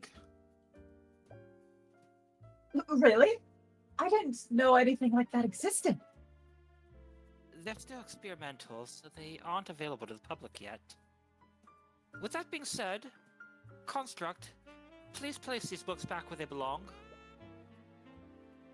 Acknowledged. On Eris's command, the construct begins quickly picking up the books. It moves with inhuman efficiency. After only a few seconds, all of the books are back on their shelves. Wow. So they do whatever you tell them to? Well, there are some limits to... Well, Construct, tell me that I'm the fairest maiden you've ever seen. Command rejected. What? I guess they're not allowed to lie. Oh! Holy Tyrion! You feel a Tyrion! sharp pain in your side as Celeste quickly jabs you. The Construct's voice is just a series of pre-recorded messages. Jesus Christ, Tyrion, holy shit. I'm I not love sure if these you've noticed, two. but he uses the voice of Professor Bellwether. Unfortunately, you can't make them say anything other than what's recorded. Only the headmaster can change those settings. Right, Reed that can record audio. I've never seen anything like it. But you just said they're experimental, right? Maybe if I keep asking it, it'll just give up and do it. I would advise against that. Even if commands are rejected, they're still stored in the Construct's command log. Anyway, we should probably get back to work. Mine. You read more about the ancient dragons, but most of the stories read more like fables than actual historical accounts. I don't feel like I'm making any progress. Suddenly, you hear a thunderous, low-pitched sound blare across the room. Sounds like a high-pitched horn, but with its volume turned up to unnatural levels. What? Celeste, do you hear that? How can I not? What is that? You didn't touch anything you weren't supposed to, right? What? Of course not. It finally stopped. Harris, wasn't that the lockdown system? Yes, I believe so. Lockdown system? The Academy is outfitted with a huge artificery system. In a state of emergency, it will erect magical barriers throughout the building. State of emergency? Should we be worried? Don't worry, the lockdown is designed to keep everyone safe. We're safe as long as the barriers are up. Mr. Mora, she said she was going to do something on campus. Who the fuck? Terribly sorry. You suddenly hear a disembodied voice echo through the library. Sounds like it's being projected magically. It's Headmaster. He's using the intercom system. I suppose I'll take the headmaster for the time being. Students and faculty, please remain calm. There's been a murder on the Academy grounds. What? Please stay where you are and wait for law enforcement to arrive. Damn it. We have to get out of here. I'm afraid that's not possible. The lockdown system protects and locks each room. We can't leave this room till it's deactivated. Well, we won't know unless we try. You run to the entrance and begin frantically pulling at the door's handle. You get shocked like Pikachu. You try to put all your strength into prying it open, but it doesn't even budge. Oh, Holy shit, Celeste. Tyrion, stop! But, Celeste! Mr. Mora! I know you're worried about her, but there's already been a murder. We don't know where the attacker is or if they're still armed. The best thing that we can do right now is stay here and wait. She's right. I love Damn how, it. like, every person's, like, angry face ends up, like, narrowing their head and Mhm. increasing the size of their eyes. Celeste's hand rests on her sword, her eyes carefully watching the entrance. Wow. We've been here for hours and she still hasn't stopped watching the door. She was also able to calm you down earlier. It's easy to forget sometimes, but she's always reliable when it really counts. What? Students and faculty, thank you for your patience. Law enforcement has secured the building. The lockdown has been lifted. However, please remain in the building until the headmaster is barely finished with his message before you're out the door. Tyrion? Hey, don't go off on your own. Follow And me, then I'm Red! paid to be next to you. You desperately run through the academy hallways. No! Mr. Mora! Mr. Mora, where are you? You have no idea where you're even going anymore. You can feel your fear and anxiety rise with every passing moment. Where is she? Oh my god, she's still alive! Is that? wait. Probably gonna this be the wasn't in the defendant script? in this case. I'm okay, straight up. This isn't allowed. I'm alive? I'm not supposed to be alive. Let me see the script. Let me see that. Oh no. What's wrong? Why are you shouting? Miss Tamora! Calm down, you're hyperventilating. I heard there was a murder and I've been looking all over for you. And you were worried about me. just... You hug Miss Tamora tightly as you're overcome with emotion. She's usually not receptive to affection, but you don't care. You're just relieved she's safe. Tyrion, there you are. And you're crying? Sorry, I didn't mean to worry you so much. We heard the announcement. Do you know what happened, Ruby?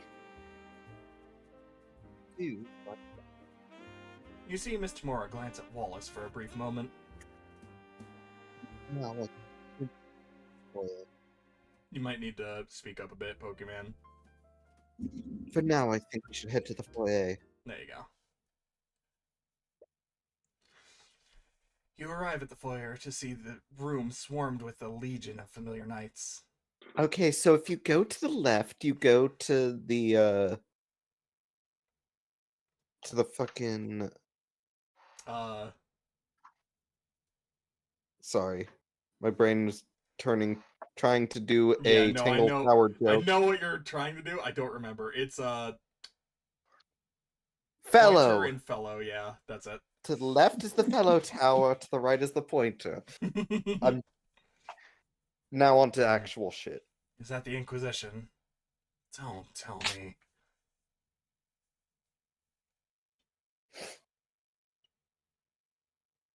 The headmaster mentioned that there was a murder on campus. Still you. Oh, sorry, I was eating something. Someone used magic. Alright, you there. As you enter the foyer, Commander White notices you and begins marching in your direction. His attention isn't focused on you. Uh-huh. Are you Wallace Nightgrave? Yes, but... By the authority of Wyverngard Crown, I'm placing you under arrest. Hey, what are you doing? You three? The hell are you doing here? You said he was under arrest? On what charges? This kid is charged with the murder of Catherine Bellwether. What? Isn't the professor you met in the library earlier? Like, how are you arresting him? He was with us in the library for the entire morning. Necromancy. I see where we're going with this. There's no way he could have murdered her. Move aside, Celeste. But I see a few Miss ways. Tamora's this is going. right. If Wallace is a suspect, we can't stop the Inquisition from arresting him. No. Don't worry, Wallace. We'll get to the bottom of what happened. Without a word, Wallace allows the Inquisition to drag him away. My apologies. I'm going to go and check on him. Like hell you are, Harris! God, just poor Orem just getting PTSD as soon as he sees us. It's like, oh no, not you guys. this is terrible. I still don't understand. Why would they suspect Wallace of all people? I'm not sure myself. Like most magical homicides, the school is filled with plenty of mages. There has to be a long list of suspects.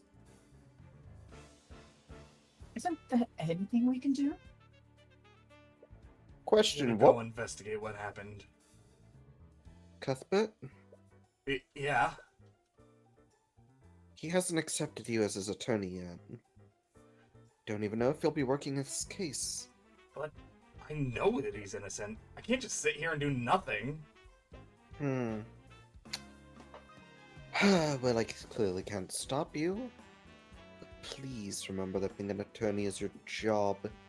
It's not charity work. Don't come crying to me if you run out of gold. Right.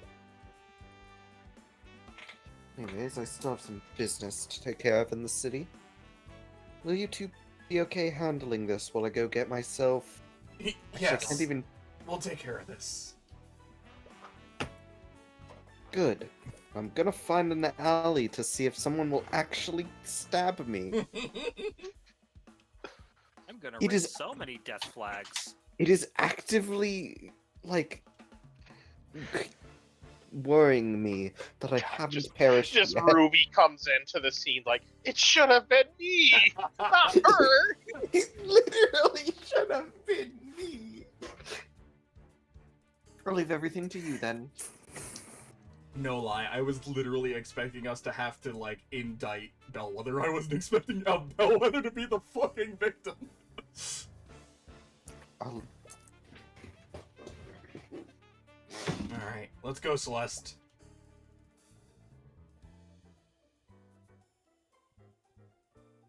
Right.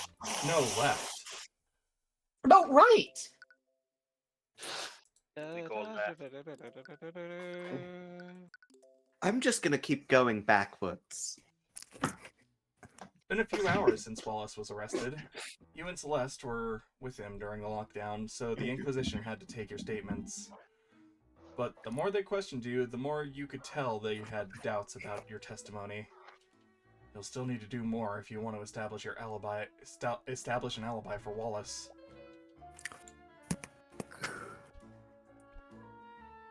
That took longer than I expected. You've already lost We've a lot already of time That's you. talking to the Inquisition, but we should be free to roam about now. Where should we go first? The crime scene sounds like a good start. We need to actually figure out what happened. Ruby said that the body was found in Lecture Hall 2D. It's in the west wing of the school. Oh hey, we are actually going left.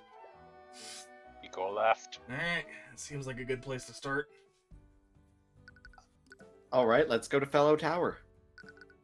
Wait, no, we have to present. Oi! Stop right there! As you try to enter the classroom, you're stopped by one of the Inquisition Knights. I'm the defense attorney for the accused. We have a right to investigate the crime scene. From what I've heard, the kid doesn't have an attorney yet. Aye, you haven't been able to talk to Wallace about that yet. Oh! It's quite alright. Let them in. Lady Steelwind! Do not call me that. While you work under me, you will address me as Prosecutor Steelwind. Yes, Prosecutor Steelwind!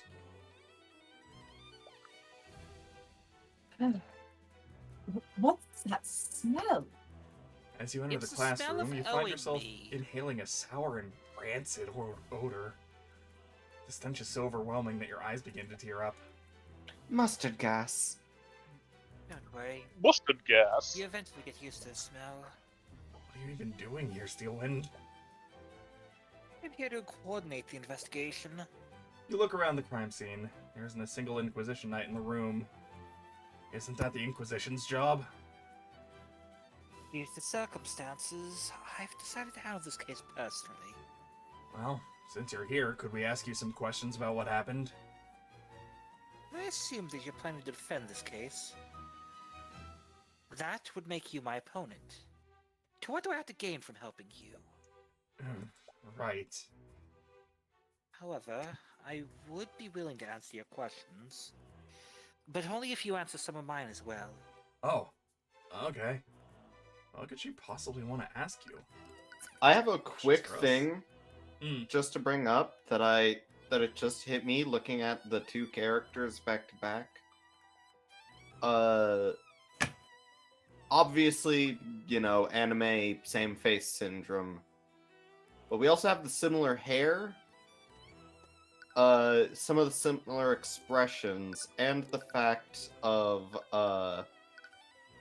look at Celeste and her. Shut the fuck up. Corporate wants you to find the difference Shut between the these two fuck pictures. up. Mainly just because of also Are we the- doing this theory already? also just Celeste being adopted. I mean, I'm just- yeah. Obviously, she I'm just- was an abandoned royal, but Yeah, I'm gonna go I'm get wondering some if there's water real quick. some sort of relation between the two. Pokemon has Celeste for a bit. Okay. I mean,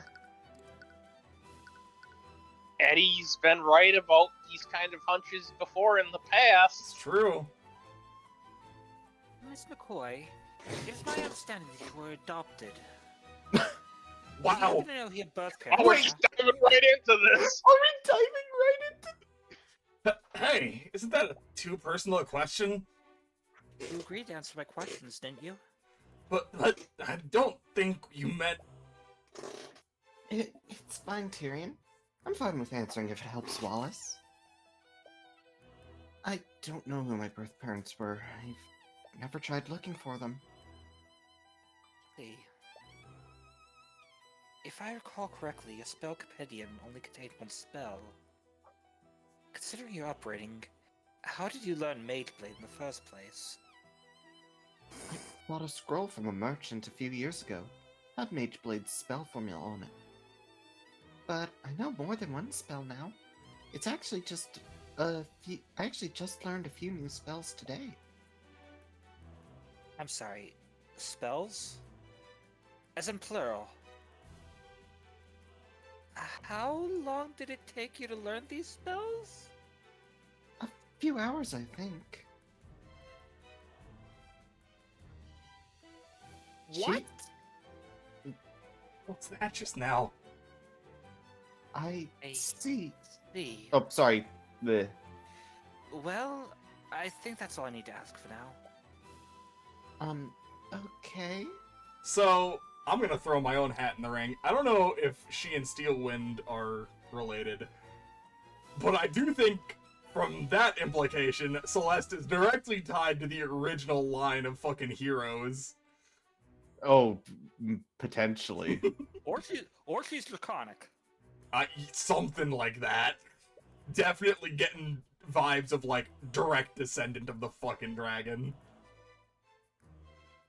And you were absolutely flabbergasted Mm-hmm. by hearing this. She's sharing information about the investigation for that? Why is she so interested in Celeste all of a sudden? Yay. I love Please Yeah. present the, please present the badge. the The badge. Fine. What do you think about this, Miss Steelwind? Awesome, I came back just in But time. I'm afraid I can't say much about that. It proves that I'm an attorney, Steelwind. What do you think Oh. about it? Are you, though? God! I can't take it anymore! That smell is driving me crazy! What is that? From what I understand, there was a bit of an accident a few days ago. It happened during one of the classes the headmaster was teaching. He misread the instructions for an alchemy experiment. And as a result, he accidentally... Oh my god, it is mustard gas! Yeah. Okay, no joke. My brother's classroom got mustard gassed by his teacher pouring shit down the drain. Look, cut the headmaster some slack. He's old. He makes mistakes. It's not He poisonous, didn't is it? intend to commit war crimes. Of course not. I wouldn't be standing here if it were. It's just extremely unpleasant to the senses. Foul I wouldn't- classroom Smell. I wouldn't describe mustard gas as merely unpleasant. Then it's probably not mustard gas. It's probably tear gas.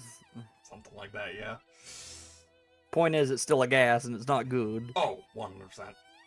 Do you know what happened here, Steelwind? Guys, Well- give me just a moment. Go on. So you want to hear about how I got mustard gassed in high school? Fucking what? Yeah, I got mustard gassed in high school. I was like the teacher's pet assistant, you know? So I'd stay after, like, during lunch and clean the classroom and all that with him. He'd get me some, like, fast food and bring it back while I was cleaning. And I was like, I'm getting real lightheaded in here. You know? I was like, my throat burns and all that.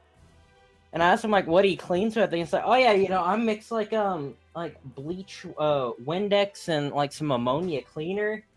I'm like, bleach and Windex makes mustard gas. And he's like, excuse me? He was a fucking what? He was an economics teacher. Okay, thank God it's economic. I thought for a second you Listen. said it was their chemistry teacher, and I was like, what the fuck? How did you not know that makes mustard If gas? it was a chemistry teacher, I'd be disappointed. She hated me. I'm Well, sorry. I Well, totally forgot about that too. Well, it all began when the City Watch received a call from the Academy. Supposedly, there was an attack on campus grounds and the entire building was put on lockdown. The City Watch set up a perimeter around the building while they waited for the citizen to deactivate. Couldn't the Academy have left the what? Couldn't the Academy have let them in once the scene was secure? I'm not sure about the specifics, but supposedly the lockdown can't be shut down manually. You'll have to ask one of the Academy's admins if you want to know more. Anyway, you two are present at the lockdown, am I correct? Did either of you see anything suspicious? No, but we actually met the professor that morning.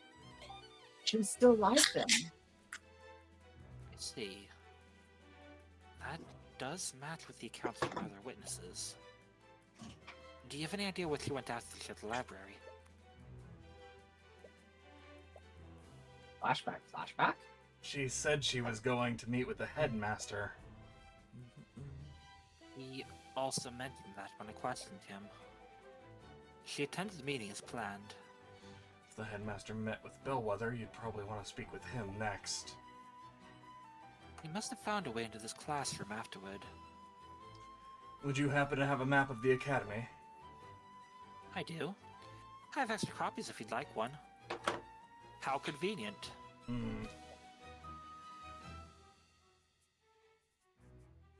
Celeste? Oh, sorry. I thought that was just looking at a map with the colors on there. What is it? Only one direct path from the headmaster's office to this lecture hall. I wonder if she took any detours. Can we take a detour to the storage closet? I want the storage closet ending. Same. Same. Room closet ending. Room closet ending. It is my favorite ending. You know how the body was discovered? Members of the kitchen staff spotted a collapse inside this classroom. And then a strange black and white bear popped up on all of the monitors across the building. No, that's three witnesses. They reported the situation to the campus admin where they attempted to save her life. But it was too late. The professor had already passed away by the time any healers arrived. Those two staff members, who were they? I believe their names were Valentina and Valerie Yes, Ionis? yeah. Yes? They're apparently sisters. Or was the one who collected their statements. Did you notice anything off about their behavior? From what he said, they had a few quirks, but nothing too suspicious. I'm genuinely hoping they're just twins and they do the whole fucking twin shtick. Please. Works. He told me they were running and spinning around him during questioning. Oh, I cannot wait. What does that mean? I have no idea. Perhaps they were still on edge after finding a coworker murdered. I definitely want to speak with those staff members. Do we? Yes. We've already told the Inquisition this, but Wallace was with us the entire time. He couldn't have committed the murder. Yeah, he has a perfect alibi. Wrong, maybe. But his alibi is far from perfect. Ms. McCoy herself told us that. There was a small period when she wasn't with him. What? Right. It was when I came to check on you after you knocked over that shelf. I got a little lost on my way back to Wallace. But still, we've only lost each other for a few minutes. That may be, but unless his alibi is airtight, the evidence in this room proves that it was him. What do you mean? It will be easy to explain once you examine it yourself.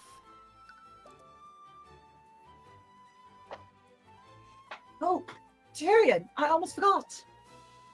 Since this is our first official case together, I wanted to show you something that I learned. Oh, okay. What is it? Arcanum. She said it for me. I'm sorry, what? What was that? That is the incantation for the detect magic spell. Oh, Celeste, I love you! Detect magic. Well, now get in line. Wait, does that mean... Yep. We can see magical traces while we're examining the crime scenes now. That's cool. Oh. Your bodyguard Love this Celeste girl. can now cast the Detect Magic spell. While examining a location, press the Detect Magic button to make magical traces visible. If there are any magical traces at your Holy crap. location, you'll see a colored overlay. Now I'm gonna pause this real Huge. quick. Because I can honestly see something where we lose her for a time. Oh, absolutely. Mmm.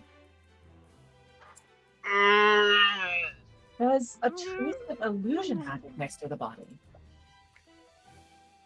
We believe the suspect donned an illusory disguise immediately after murdering the victim. Using the disguise, he discreetly made his way back to the library and noticed. Assuming that Wallace isn't the murderer, the real killer must have used a similar disguise. Which means that no one would have seen them leave this classroom. It'll be hard to find any witnesses that saw the perpetrator. I also had the thought of if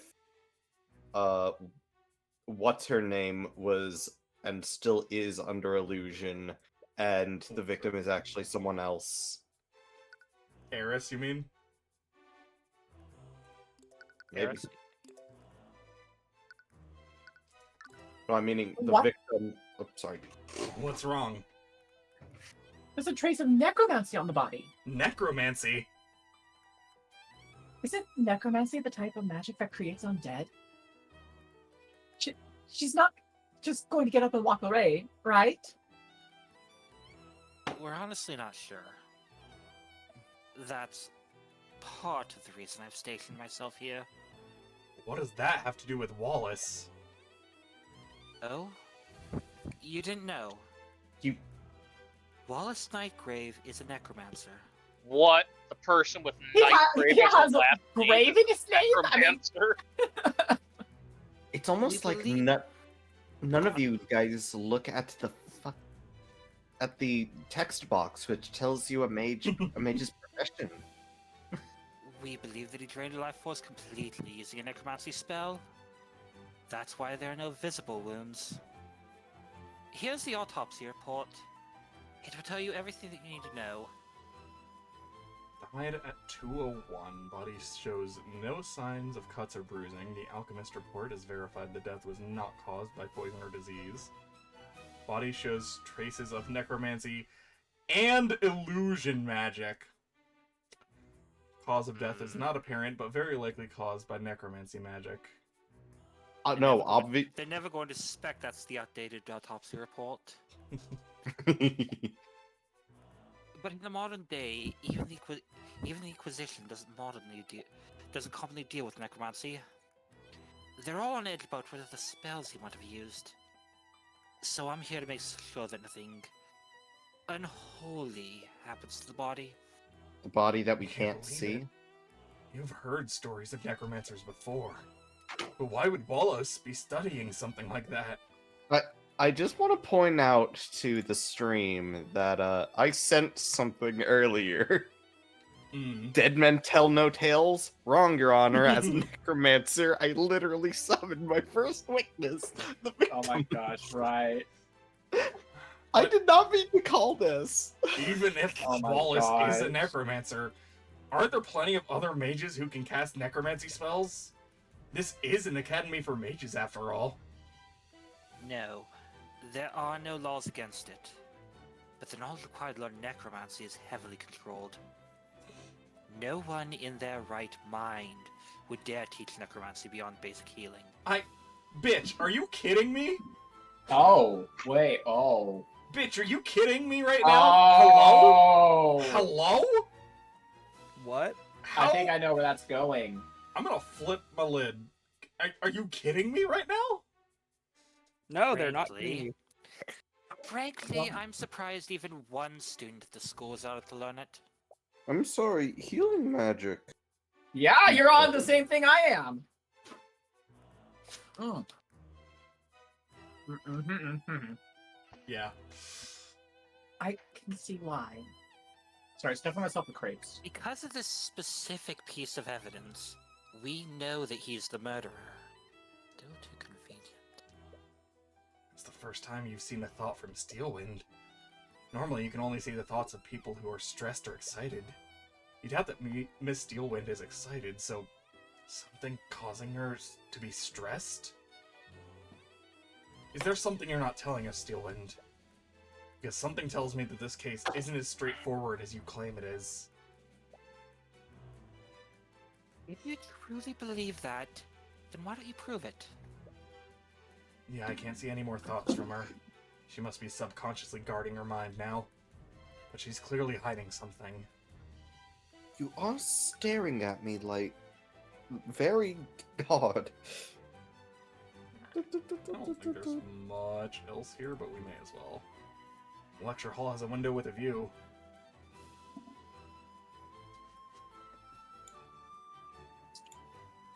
I feel like I'd just stare outside all day if I had to attend class here.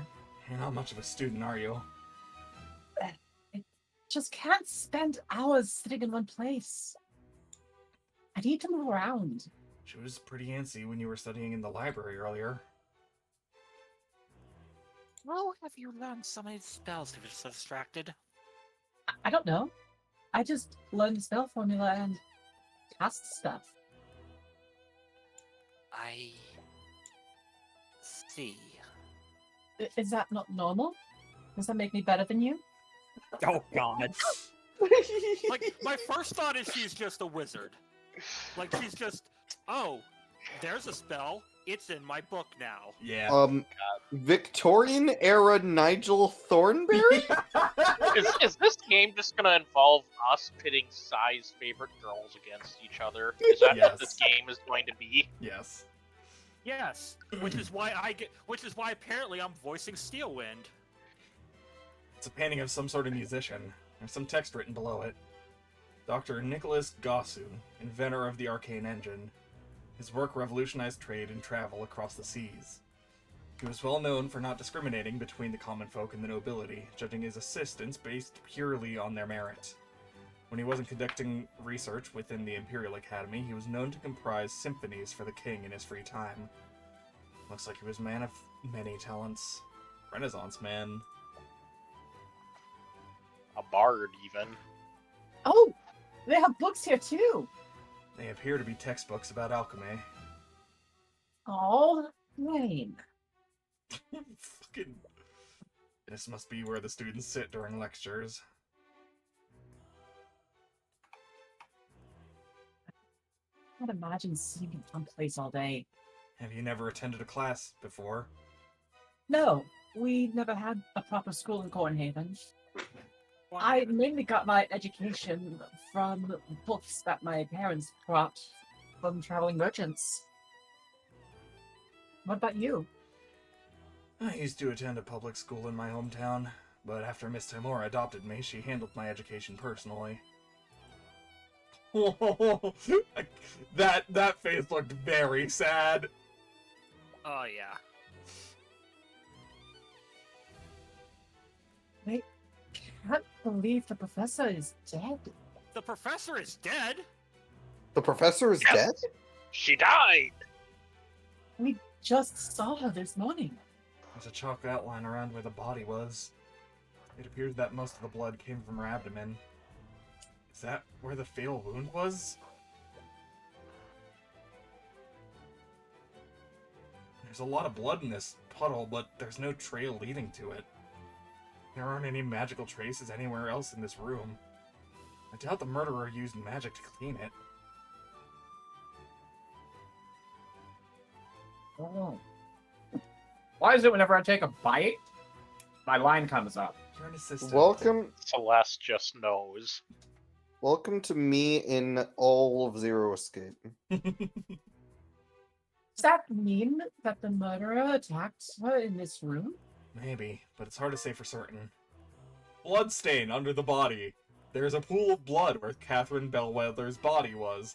The location implies that she bled from her abdominal area. Sure is interesting that there's no wound found on the body, but there are traces of necromancy. That is a school of magic that also includes healing magic. I want to point out, I love the image on that it just looks like some random, like, card asset you would find in a freaking art, like... Oh, for the blood DS. pool? Yeah. Yeah, it looks like a DS RPG, like, card for, like, cure wounds. Yeah, no, I think I've literally seen something like that in fucking Foundry VTT. It's like, that image is very Foundry. Yeah, absolutely. Anyways, Alright, let's leave. Actually, hang on, can we present some of this stuff to her? Hang on. Oh, back. Hey, what the fuck? As a mage from a noble house, you must have gone to school here. Did you know Catherine Bellwether while you were here? Yes, she was a bitch. I constantly clash with her over her treatment of the students. One of my biggest regrets is failing to remove her from her before I graduated. Sounds like many people didn't get along with the professor. I would say more, but it doesn't feel right to speak ill of the dead. No, she's a bitch. Interesting. So that's what she says when you provide that? Weird. Okay. Whatever. Alright, Can we actually do this now or no? No, not yet. Yeah, we'll come back later. Kitchen. I don't know why we have the kitchen access, but sure. Because of the witnesses? Hello? Is anyone there? It looks like there's no one here right now. Alright. Maybe something or other. Headmaster. You follow the map that Steelwind gave you, and you arrive at the headmaster's office. Oh? Hello there. I wasn't expecting guests today. Sorry for coming unannounced. You must be... My name is Theodore Redmond. I'm the headmaster of the Wyvern God Imperial Academy. Sure also is capable of illusion magic. And judging from your appearance, you must be the protege of Ruby Tamora. To what do I owe the pleasure? And he's absolutely They in must be high here enough to investigate the position matter. to... Why are you here? That's a very good question. Wait, Eris? I thought you went to see Wallace. Unfortunately, the Inquisition is questioning him right now.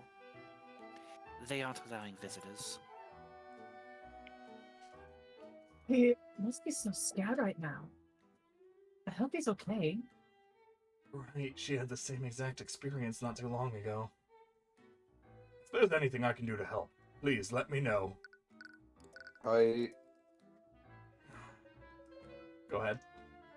just love how not only he's an illusion mage, he's also one of the few people, like, in the city that has the means to easily learn necromancy due to being The headmaster. the headmaster of a magic academy. It's very true. Also, dude's fucking 88. He's looking good for his fucking age. Jesus Christ. Him? Listen. He looks 50-some. Yeah. Yeah, He does know necromancy because Jesus Christ, dude, fucking looks immortal. healing magic. More like age regression. Oh, God, like if it just turns out he's a fucking lich and he just killed the professor because she discovered his phylactery. It's his book. His book is the phylactery. That's why he has it. As long as it's not Nodell's fucking tea kettle. I feel like that's a reference I'm not getting. It sure is.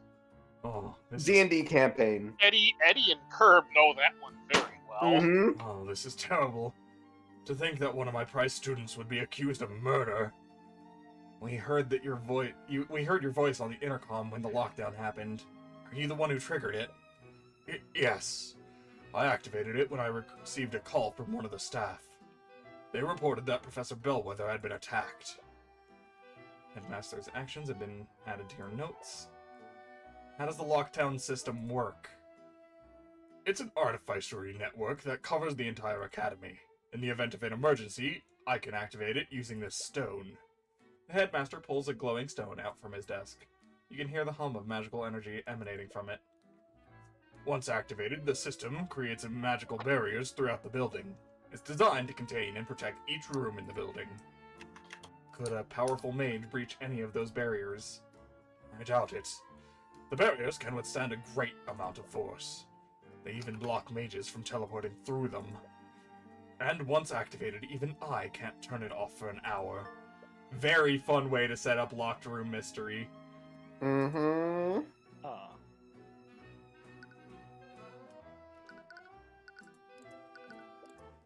What can you tell me about Wallace? Earlier you said that he was one of your prized students. Well, I can't help but notice that he said he can't turn it off for at least an hour, but weren't we in there for like several hours? Yeah. Yep. I just need to understand. That was Tyrion. Why did the prosecutor say that he was a necromancer? Because technically, he is one. What? But why would he study something like that? Necromancy is probably one of the most dangerous and most scrutinized schools of magic. Its image has been long tainted by stories of dark wizards raising armies of the undead. However, it doesn't just control the forces of death, it also controls the forces of life. Forces of life? The truth is that healing magic is also classified as necromancy. Most healers don't care to admit it because of the stigma it has. But that's why Wallace was studying it. He wants to become a doctor.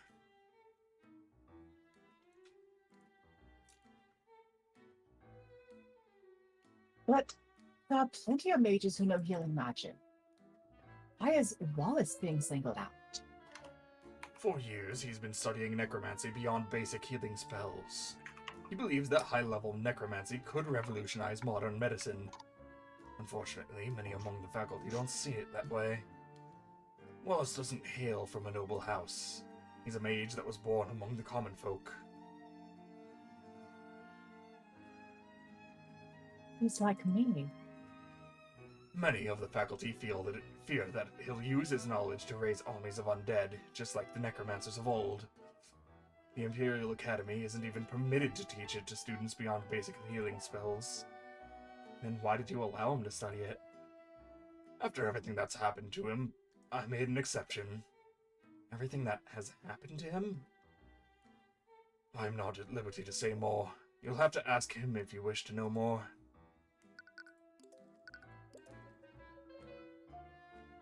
I'm defending Wallace.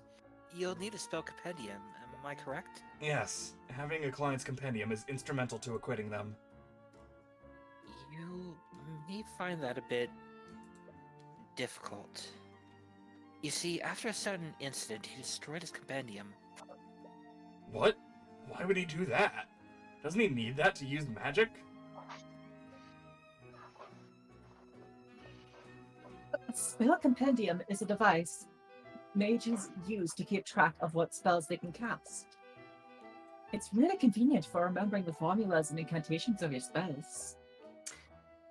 But it's not actually required to use magic. As opposed to pen and paper? I thought of destroying mine a long time ago, but they were really expensive. Spells and incantations for those who can Luckily, cast them. Luckily, I have an unattuned spell compendium right here. I'd be more than happy to give it to you if it helps Wallace. Oh, thanks.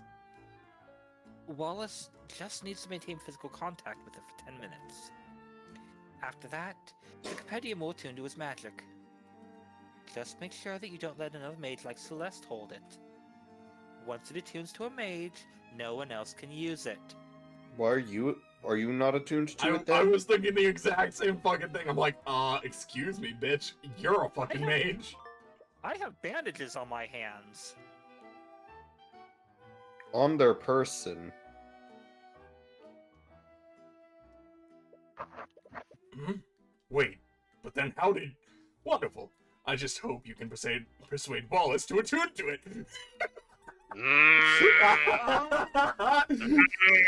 The headmaster is on fucking point. Headmaster's also realizing the bullshit with that. Curb. Mm. You remember when you said it would be interesting if she, turned out to be a murderer? Mm-hmm. Hey, Curb. Mm-hmm. Why am I getting Monica vibes? Why is there boss music? Just Why Eris. can't- Just Eris. Why Just can't Eris. I click on no? What can you tell me about Catherine Bellwether? That is a lot of emotions. None of them good.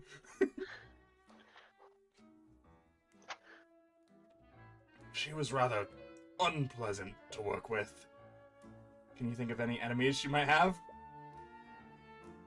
You might as well just list everyone who attended the school. Eris. It's best to be blunt with these sorts of things. As you saw this morning, she had a pretty abrasive attitude towards the students. Many people in the school did not care for her. Maybe she wasn't the nicest person. But would that really be enough to motivate someone to murder her? We often target and harass students, especially those who are the common folk. I just had a thought. How much you want to bet Eris isn't actually an illusion mage and that she has the same, paranormal phenomena? Herb, I fucking swear. How much you want to bet the reason she wasn't attuned to the compendium already is because she doesn't actually cast magic? Yeah. Yeah. Yeah, I was thinking the same thing.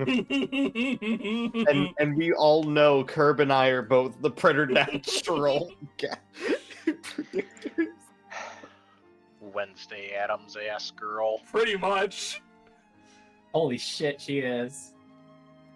You've made a habit of expelling those students from minor infractions.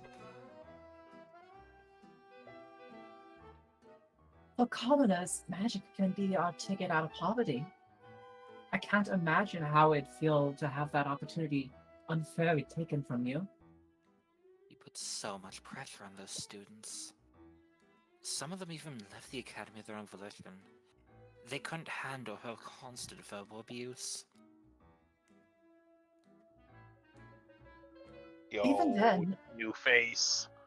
would that really be enough motive to commit murder? Human psyche is a fragile thing. It's astounding what someone might do when pushed far enough. I don't like Look, that coming from that's you, fair. Eris.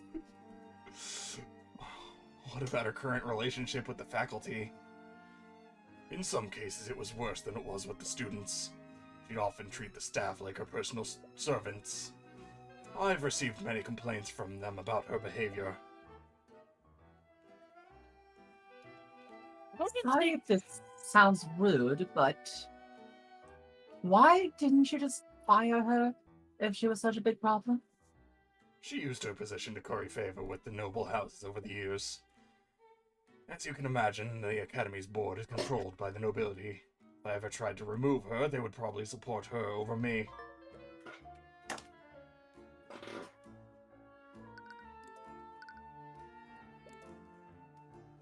I heard that you had a meeting scheduled with Professor Bellwether this morning.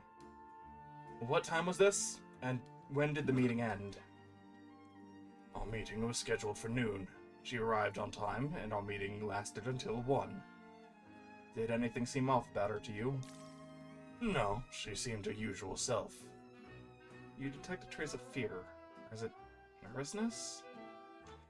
If you don't mind me asking, what was the purpose of your meeting? You fucks. We met to discuss routine administrative matters. Despite our personal disagreements, we knew to stay civil when discussing professional affairs. But to be perfectly honest, it did always feel like I was treading on eggshells when speaking with her. You were her superior, weren't you? Didn't you respect your authority?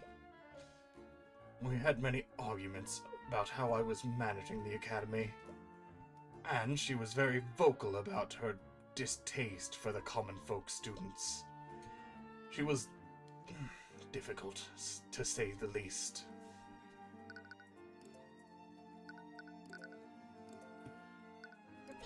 Arcanum. Aren't you the headmaster? Why the fuck don't you have traces of magic in your fucking room? This place should be lit up like a fucking Christmas tree on Eve. Christmas Eve. Like at least the fireplace. A small table for guests. Or the chandelier. No, it's just apple juice. Most of my guests are students after all. Oh, that's cute. It's a painting of a mage, but it doesn't quite look like a noble. I hate that art style. That's Jason Steelwind. Oh, hello! One of the chosen mages of the Scaled Lord. Wait, that's Celeste. Wait, Steelwind? As in... No! Yes, he's the earliest recorded ancestor of House Steelwind. Legends say that the Scaled Lord bestows his power upon him and his allies to create the first mages. He was a charlatan and a fool. I don't know, he looks pretty charismatic to me. Charlatan. Entertainer? Wow, it's hard to even Overboard? tell that he and the prosecutor belong to the same bloodline. As with all the noble houses, House Steelwind has quite humble beginnings. If only they'd remember where they came from. That's cool. It's a painting of someone. It looks like some sort of professor. That's Professor Lucas Gilbert. He was an instructor here many decades ago. He was well beloved by the students here, and he was quite the accomplished scholar. And this was all despite him lacking the ability to use magic. He has command seals on his glove from Fate. I am thinking this is just Ryder. Or Ryder's master.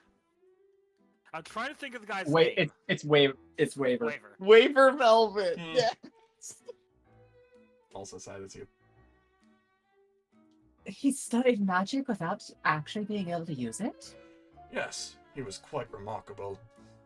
Unfortunately, we lost him to illness very early in his life. I feel like that's going to be important later. There's a window with a view of a garden. The headmaster has a nice view from up here. Alright, anyways. Good information to have.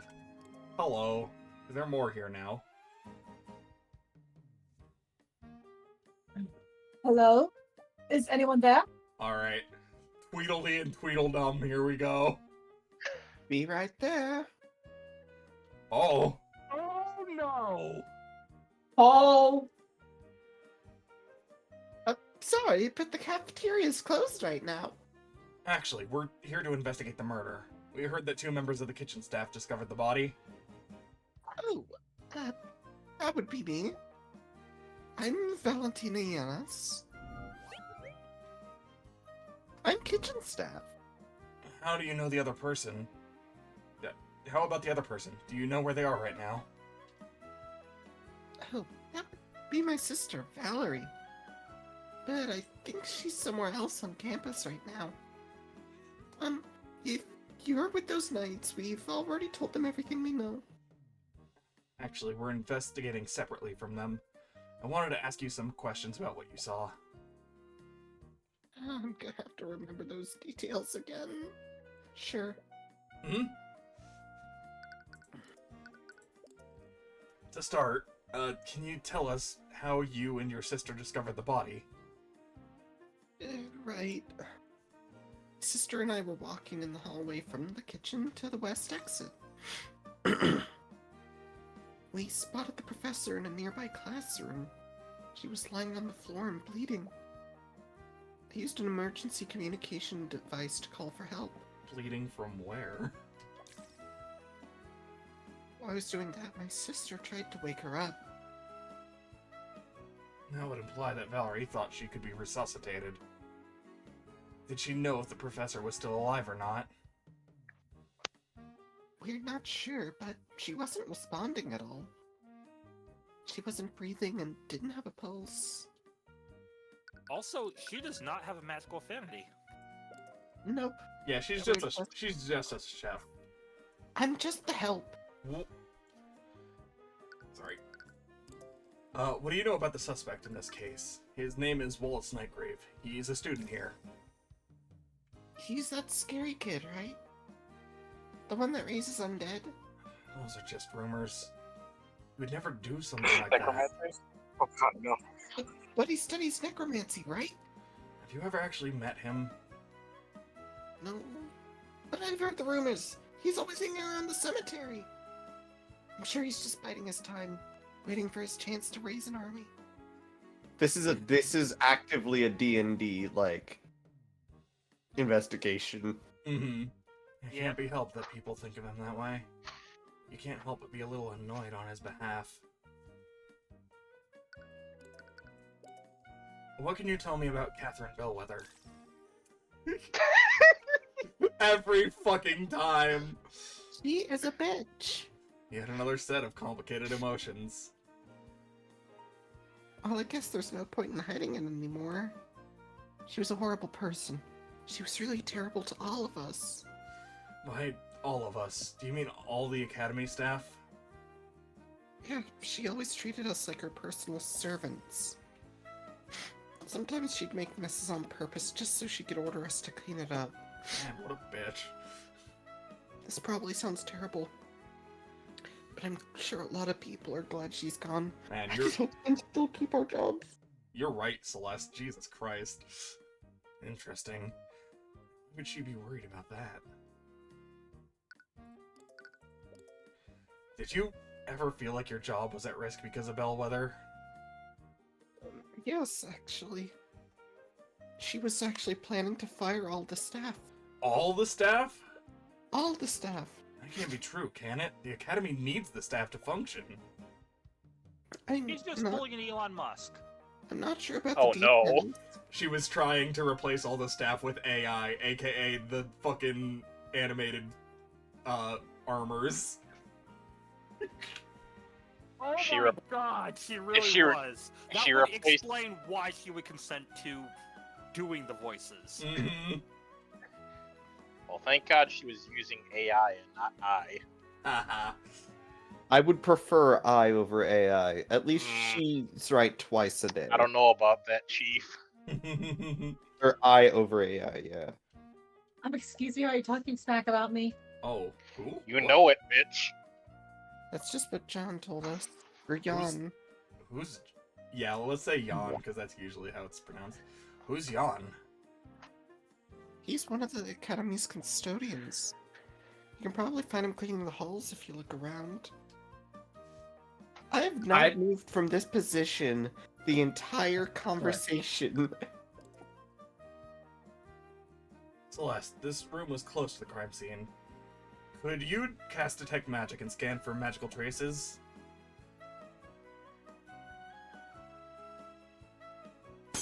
No. Say scan for magical traces. I'll just get out of your way then. I love that expression. I love that expression. Wow. She just bolted out of the room.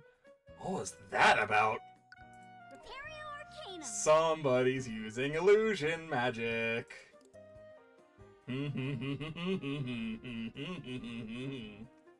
Listen. Listen, I have pimples. Imagine if it is something petty as that. Honestly, I'm more expecting it to be that the two cooks swapped places or some shit. Maybe.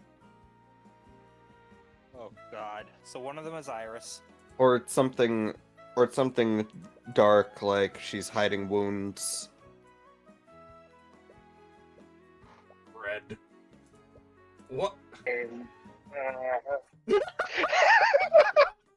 You The what the fuck me! did you? I might as well take advantage of Olive it! Garden.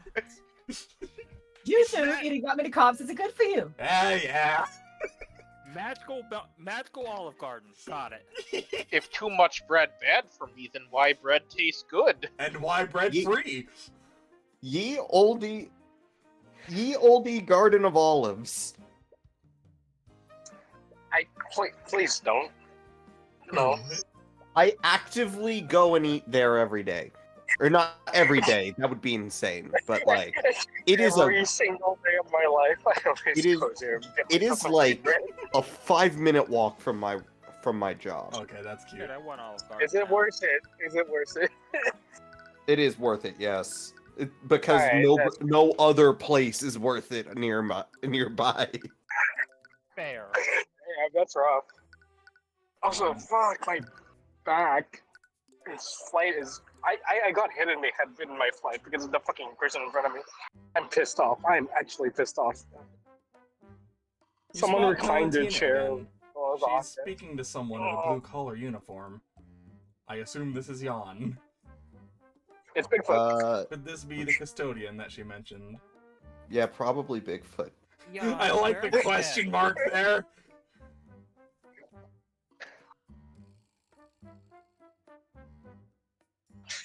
Boy, wake up. Elena actually said it. Oh. So. You still haven't fixed the plumbing in the kitchen sinks. Bigfoot. Who wants Bigfoot. Jan? I just got off the flight. I'm not doing voice acting. Fuck this. Bigfoot or Min, probably. Is Bigfoot actually here right now? Might not be. Someone ping him. Okay, I guess I'll take him then. Someone just died. Can we take the day off for once? Do the conch voice. Do the conch You're voice. causing trouble for me and Valentina. Please be reasonable. They are twins. They are literally twins. I fucking called it. Mm-hmm. Wait, why isn't Valentina suddenly speaking in third person?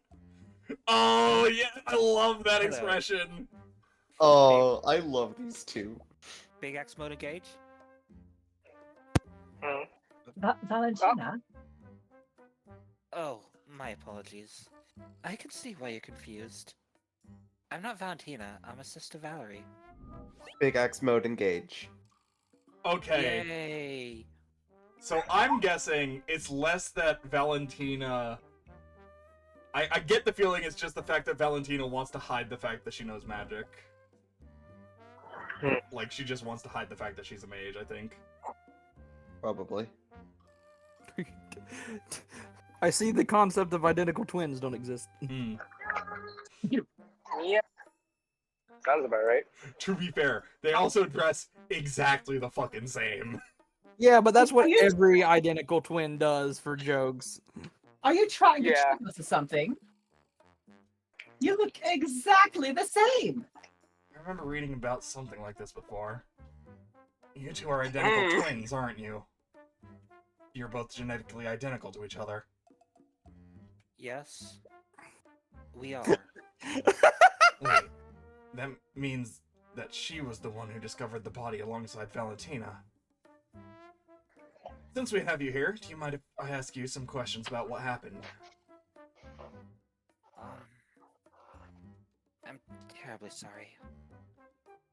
But I've already spent a lot of time looking for Jan here. I'm really behind on my work. But Jan was also nearby when we discovered the body. I'm sure he can answer your question. Before you have a chance to object, Valerie quickly walks away. Oh, wait!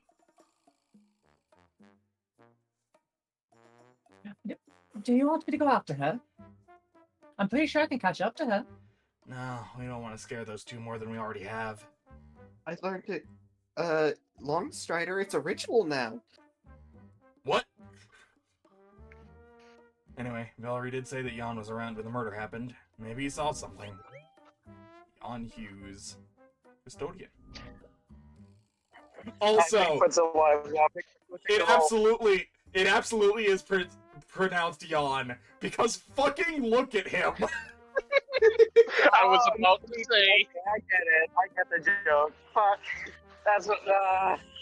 Jan, was it? Always with the fun names with this game. God damn it. Do you mind if we ask you some questions about what happened? Really?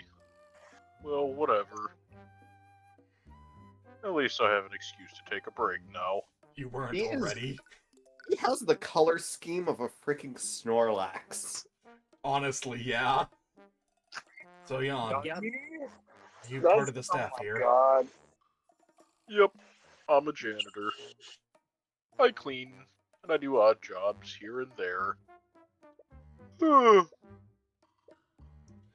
Well, apparently that's all he has to say about that. Valerie mentioned that you were close to Lecture Hall 2B before they found Bellwether. What were you doing when the twins discovered the body? I was cleaning the halls. Bellwether knocked over a vase. There were shards and dirt everywhere. Wait, you saw Professor before the twins arrived? Yeah, like I said, she broke the vase right in this hallway. It was probably 20 to 30 minutes before the twins found the body. You might have been the last person to see her alive. Did you see where she went after breaking the vase? Yeah, I think she went into that room over there. Jan points to the lecture hall that Bellwether was found in. Did you see anyone else enter the lecture hall? I'm honestly not sure. I was more worried about cleaning the mess she made. Well, did you notice anything off about her? She was in a pretty bad mood, but honestly, that's normal for her. She was walking real slow. I didn't notice her at first, and she basically shoved me out of her way. After that, she knocked over that vase. I didn't even say anything after that, but she still yelled at me to be quiet. Did you see where she went after that? Not really, but the only thing in that direction is Lecture Hall 2B.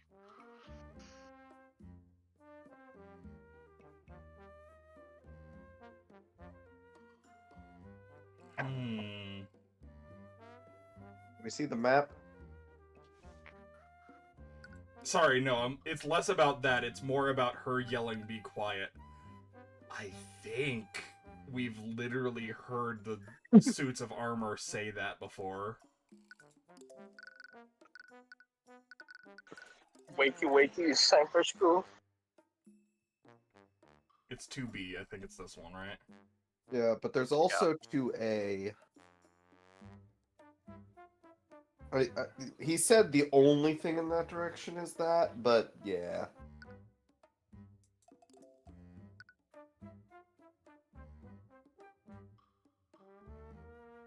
A badge. Display your badge proudly to everybody we've talked to so far. I can't imagine her going anywhere else. Do it. Jan's statement has been added to Do the it. notes. It's tradition. Okay, fine. This proves that I'm an attorney! Not helpful. That's not my department. What can you tell me about Catherine Bellwether? I've heard that she had a pretty bad relationship with the staff. She had a bad relationship with just about everyone. Students, the other teachers, I can't think of many people who actually did get along with her. I'm sure you had your own share of bad experiences with her. Yeah, she'd always yell at me when I was taking too long to get a job done. Which was a lot. I hate to say it, but things are a lot more peaceful around here without her. That's blunt, to say the least. We can't exactly blame him for thinking that. Valentina mentioned something interesting. Did you tell her that Bellwether was going to fire the Academy staff? Yeah, I remember that. What made you think that she was going to do something like that? You know those arcane constructs in the library? Bellwether was the one that ordered them.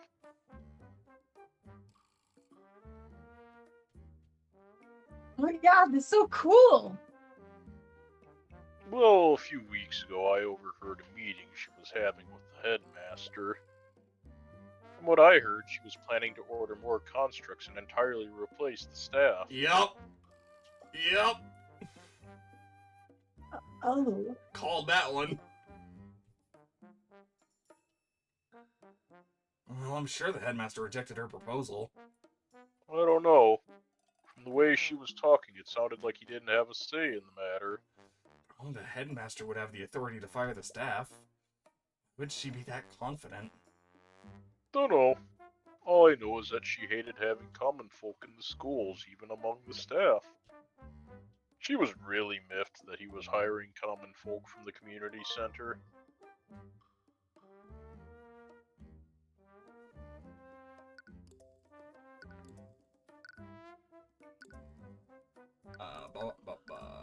Repario Arcanum. Nope. Alright, can we actually go to the barracks now? There we go. Over. My life is over. Wallace? Who are you? What do you want? Wallace, it's Celeste and Tyrion. From the library, remember? Oh, right. How are you doing? Apparently not well. Well, please tell me you're gonna get me out of here. I keep telling them that I didn't do it. They still won't let me go. I'm sorry, Wallace. But they found traces of necromancy Severed magic Hedgehog? on the body. And because of that, they're going to push your case to trial. What? Are they going to execute me?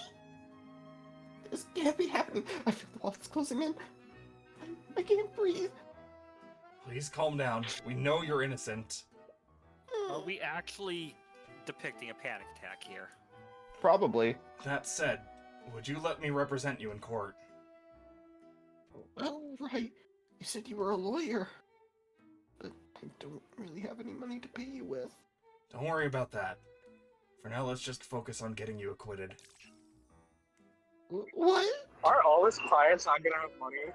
Is that just gonna be a part of the thing now? Okay, to bring... I mean, how else are we gonna be the attorney with no money? No, you want something from me. Bye. Just like actual Felix Wright, no matter what he does, there's always no money. Well, I guess it doesn't matter anyways. It's not like I have anything else to lose. It's not exactly the reaction you were expecting, but at least he's cooperating. You're like, This is the proof that I will present you in court! Okay.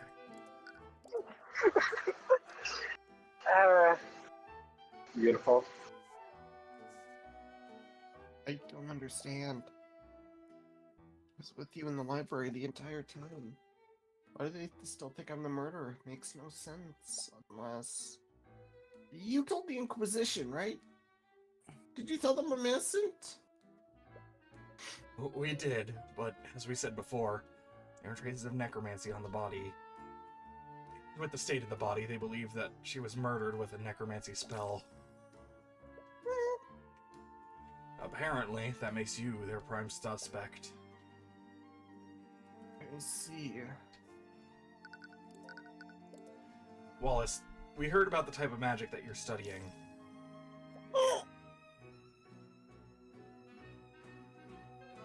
Don't worry. The headmaster explained it to us already.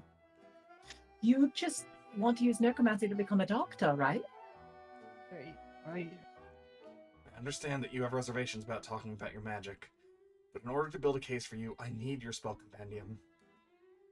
I don't have one. I know. Eris already told us about that.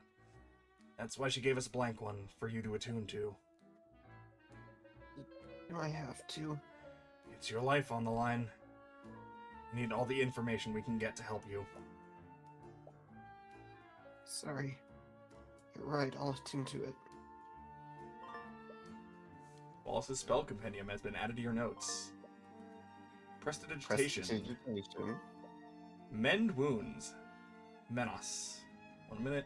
Heals wounds of the target over the casting time. This cause wounds on the target are magically healed without leaving any scars or bruises. The spell can't restore missing limbs, nor can it revive someone who's already died. Scars or Yep. bruises. Yep. Places an illusion on the target to completely change their visual appearance. The disguise moves with the target for the duration. It's just disguise self. Aha. I get it. Okay. No, but then why weren't there... There would have been like... Get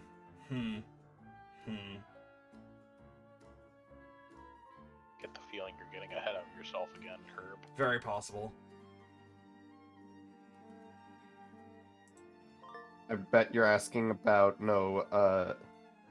footprints. Oh, and Revivify. The incantation is literally Vivify. Does not heal wounds sustained. Results may vary, but cannot resuscitate someone who has been dead for more than a minute. It is literally, yeah, it's literally Revivify. Animate corpse. Uh-oh. Reanimates the target using life energy, creating an undead minion for the duration. The minions follow the caster's orders, but its intelligence is limited and cannot speak. The minion can end the spell prematurely, but will only do so if ordered by the caster. Once the spell is ended, the undead will return to being a dead body. Necrotic Blight pulls all of the life energy from the target, resulting in instant death. This spell does not wound the target, nor does it leave any physical evidence, but still leaves a magical trace. Yeah, no, this is not what killed her. You understand the reason why he's studying this type of magic, but the spells in this compendium are still pretty gruesome. A little terrifying that spells like this even exist. Sorry, I know I was being difficult. A long time ago, I showed my compendium to someone I trusted. After she saw my necromancy spells, she told everyone in the academy. It's also when Professor Bellwether started coming after me. I'm sorry, it must have been hard for you. But at least you had Eris. Yeah, I did. She was the one that told everyone. Damn. Yeah, Celeste really does not like Eris. How did you and Eris become friends anyways? I kind of fear from her. Are her fears related to Eris? No, it's a bit of a strange story.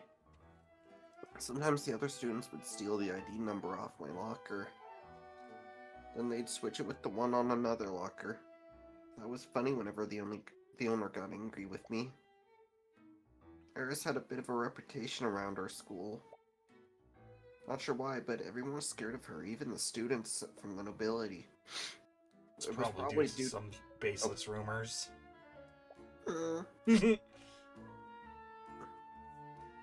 One day, someone switched my nameplate with hers. I was so scared when she approached me, I couldn't say anything. But she didn't get angry like the others. She just apologized and gave me back my nameplate. After that, she randomly started talking to me whenever she saw me. We became friends after that. That's nice. It's a good thing he was able to find a friend in a place like that. Was this before or after it was outed that you were a necromancer?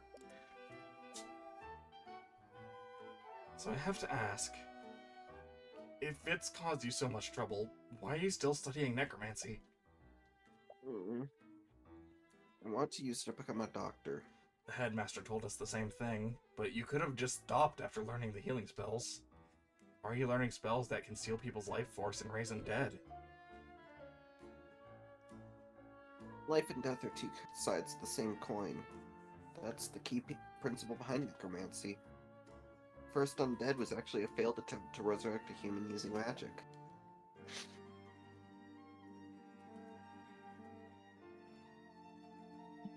I never knew that. Right now, basic necromancy can only heal injuries and wounds, but it can't do anything for diseases or deformities. If I could just keep studying, I know I can create a new type of necromancy. One that can cure diseases and save lives. He specifically wants to cure diseases. Did something happen to him to motivate him that much? My sister and or mom and or family died. I think I can already guess the question to this. But how is your relationship with Catherine Bellwether? No fear, it is literally just anger and sadness. Exactly what you'd expect. After word got out about what I was studying, Bellwether would always target me. She'd start yelling at me for the smallest mistakes. She'd do that to some of the other students too, and she'd focus on the ones that were poor like me.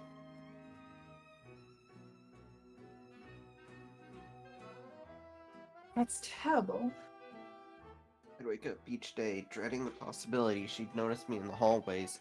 Also, man, I'm glad I got the sinusy character when I'm actually having sinus problems IRL. I knew how to avoid her and stay out of her way. Sometimes she'd just come looking for me. Can't believe after everything that she did, she's just gone. You must have mixed emotions about what happened.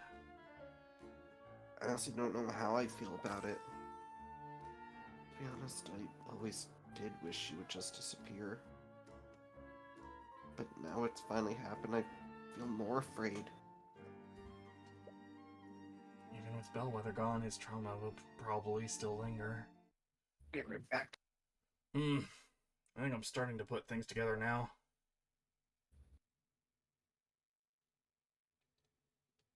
Have you figured something out? Yeah, I just need to take some time to think through everything. The prosecution wants to implicate Wallace despite his alibi. They wouldn't have a reason to do this unless the evidence heavily implicated him. We've learned that Wallace is a necromancer, and that he's the only person at the Academy that's capable of high-level necromancy. How does the evidence implicate Wallace? Magical trace of necromancy was found on the body. There's a trace of necromancy on the body.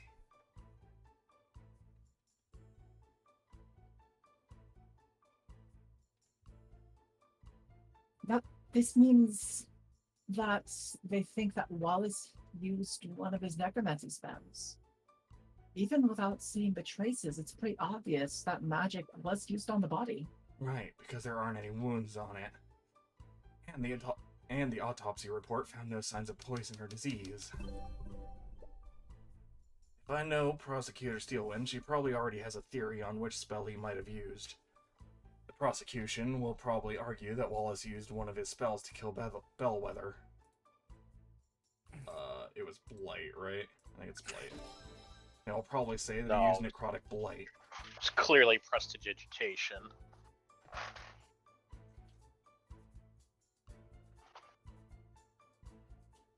Makes sense. Necrotic blight would have drained the life force from her body. This is strange, because she wouldn't have been wounded by Necrotic Blight. But that's where the contradiction lies. Let's suppose that Wallace did kill Bellwether using Necrotic Blight. There's something at the crime scene that wouldn't be there if that were true. We literally just saw it. Bellwether's body was covered in blood. The Necrotic Blight is a spell that doesn't inflict any visible wounds. There shouldn't have been any blood on the body. But then what really happened? That's the last piece. If I had to guess, the information we need is being hidden by one of the witnesses who discovered the body. Valentina? She's definitely hiding something. Did you notice how she reacted when I asked you to scan the room? Yeah, she ran away. She didn't even try to be subtle about it. With the way she reacted, I think she may have been trying to hide herself from your detect magic. Which can only mean that there's a magical trace on her. I wonder what she's trying to hide. There's only one way to find out. Next time you see her, could you subtly cast detect magic and scan her? All right. It's been a while since we talked to her. Valerie also mentioned that they still have work to do today. She might be back in the Academy's kitchen now.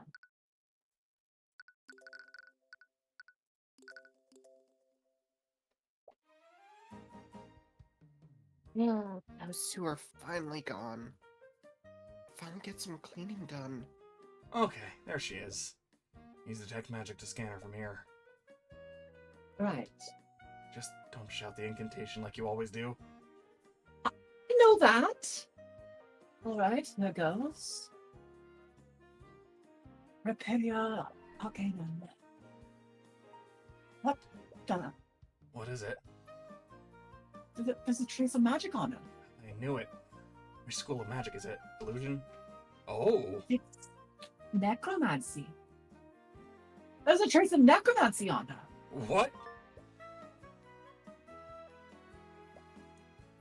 What do we do now? You're still not sure how this fits in with everything. For now, let's talk to her and see if we can get more information out of her. If all else fails, we can confront her with the evidence we have. Hi. Oh, it's you two again. What? Yep, unfortunately for her, that won't work this time. Miss Giannis, you know there's a trace of necromancy on Bellwether's body. That's what he used to kill the professor, right? A necromancy spell? That's the thing. If that were true, a lot of evidence we found doesn't make sense. I think someone else cast a spell on the body. Is it possible that you saw someone use magic on Bellwether? No, definitely not. I know there's no way to know. Her thoughts are an open book now. If you beat her in an argument, her thoughts might show what she's hiding. Valentina clearly knows some more than she's letting on. She found the body alongside her sister and reacted strangely when you mentioned that someone may have used magic on the body. What is she hiding? Maybe it's her sister that's the mage and she doesn't want people finding out that she's a necromancer or something.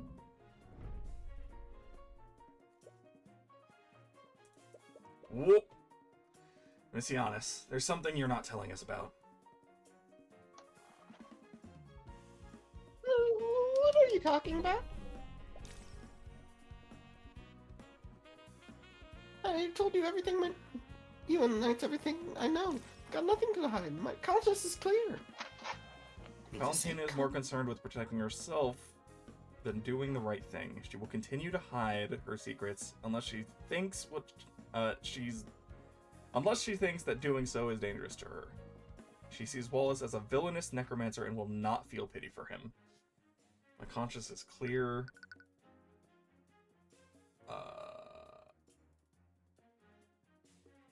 Contradict this displayed emotion. My conscience is clear, but she's afraid. Yeah, that's empathy, I think. Miss Giannis, it's clear to anyone how nervous you are. I can practically see the fear you're emanating right now. In multiple ways. Just tell us the truth. It'll be a lot easier for the both of us. Let's just say I were hiding something. Which I'm not, by the way. I don't have to tell you anything. Why should I tell you anything? I know my rights. My client is innocent? No. You have nothing to lose by telling us what happened. I know that you're not the murderer. I'll make sure you'll... That one, probably. You've already given a statement to the Acquisition. If the truth comes out, what do you think they'll do when they realize you lied to them? I think it might be threatened. It might be. It might be threatened. Because she's going to continue to hide her secrets unless Yeah. she thinks that doing so is dangerous to That's her. a good. Yep. Nope. I think you're Uh-huh. right. You've already given your statement to the Inquisition. If the truth comes out, what do you think they'll do if they realize you lied to them? Yep. Who are you protecting, Miss Giannis? You talk a big game, but I bet you can't actually prove anything, can you? You think I'm lying to protect someone? I don't know anyone who can use magic. You work at a fucking magic college. I don't even know any mages. Definitely didn't see anyone use magic on the body. Mm-hmm. You can't hide the truth from us, Miss Giannis. What? You said that you've never seen a necromancy spell before. If that were true, then why is there a trace of necromancy on you? Wait, what? That's trace of necromancy on me? I hope my voice is still going through Yep. fine. Nope, you're good. What? So hyped. Did she not know about the spell that was cast on her? No, that doesn't make any sense. If she didn't know about the trace, she wouldn't have avoided Celeste back then. There must be an explanation for this. You successfully argued against names. Valentina. This is crazy. Why is there a trace of necromancy on me? Am I going to die? Am I going to become a zombie? That's strange. Is she really unaware that a spell was cast on her? Or is she playing dumb? She knows that It's someone used magic healing. on her, but she doesn't know what's this. But she doesn't know that the spell was necromancy. The spell? Spell cast on Valentina. On to Valentina heal her, I healed think. her. Yeah. But calm down, Miss Giannis. Not all necromancy spells relate to the undead. Healing spells are also from the school of necromancy. Healing spells? Mm-hmm. This is the time she healed that cut. That implies she knows a mage who studies healing magic. Could that person be a student here? Sorry, just remembered there's something else I have to do. I have to be right back. Yeah, it's her sister. That confirms She's it. absolutely not coming right back. Hey, come back here! She ran away again. I can catch her! I'm Bog Strider! There's no way she can outrun me. No, the Inquisition is still stationed around the surrounding areas. They'd probably intervene if we started harassing one of the witnesses. That's true. But we weren't able to learn anything. Actually, I did learn one thing. She has a friend who cast a healing spell on her. Really? How did you figure that out? Good deductive reasoning. Wow. Wait, well, healing magic is also a form of necromancy, right? I guess that explains the trace on her. It's a good thing we know Wallace. Otherwise, we might have also thought that a necromancer was trying to kill her. Wait a minute. Hold on. That's it! Hold up! What? Did you figure something out? This whole time we've been wondering why there's a trace of necromancy on the body. It isn't because someone attacked Bellwether with a necromancy spell. It's because someone used necromancy in an attempt to heal her. Oh, I see. It doesn't matter what type of necromancy spell someone uses. Spells from the same school of magic leave the same type of trace. It's not just that. The body clearly has blood on it. What would happen if someone used healing spell on a wounded body? It would close all of the body's wounds. Jesus, people. Catch up, please. No. In other words, it would Buster. remove any cuts or bruises. Well, interrogating Valentina may have been a dead end, but it still gave us just what we needed to win this case. Or at least let it last until day 2. I'm not sure. Now, I'm going not to so present- sure it was a dead end. I'm going to present a theory here, and I feel Mhm. like they're going to say it in advance. Yes. If she... Why did she run away from the detect magic?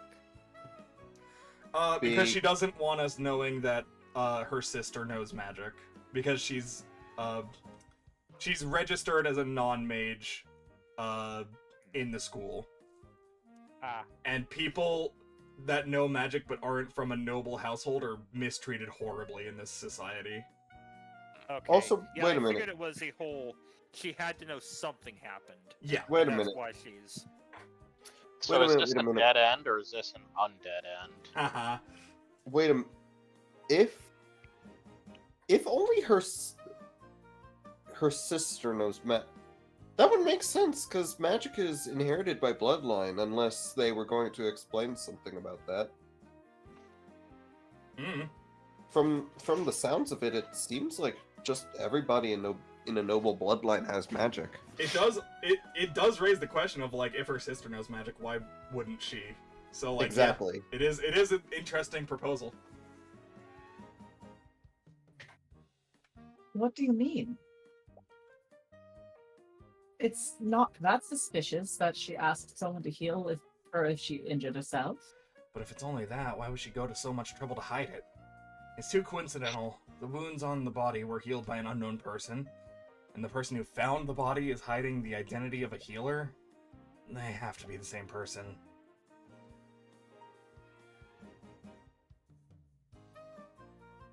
I guess that makes sense.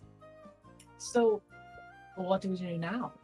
Valentina is definitely onto us. I doubt we'll get a third chance to speak with her. Hopefully, what we have now is enough to acquit Wallace. You've done everything you can. Use what you've learned to poke holes in the prosecution's case, and if that doesn't work out, you can drag Valentina onto the witness stand and pull the truth out of her. You just hope what she's hiding is enough to acquit Wallace.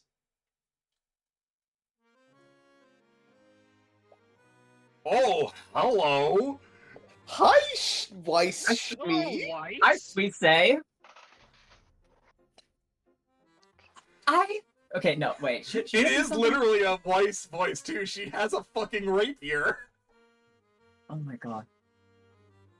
I demand to know why you're still holding onto my rapier. It's a precious family heirloom, and I want it back. It's a combat skirt. It's evidence in the current case. Evidence? The professor was killed with necromancy. Was she, though? Even Steelwind's like, yeah, I'm not buying that for a fucking second. Why are you asking me? You're the one who's investigating this.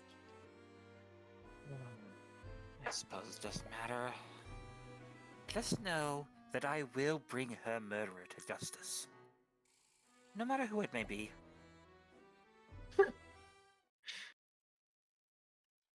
So I'm guessing this is probably going to be a 2-day case, because I think we're going to implicate the sister, and then have to prove that it's someone else after that point. But I think that's probably where we're going to wrap things up for tonight. Definitely seems a good place to. It is 2 a.m. So At least it's not a Rhonda Light situation. Did you do it? Yes. No. What? No! No, I didn't. Alright. Well, thank you all so very much for stopping by. Take care of yourselves, and we'll catch you in the next stream. Later. Mm.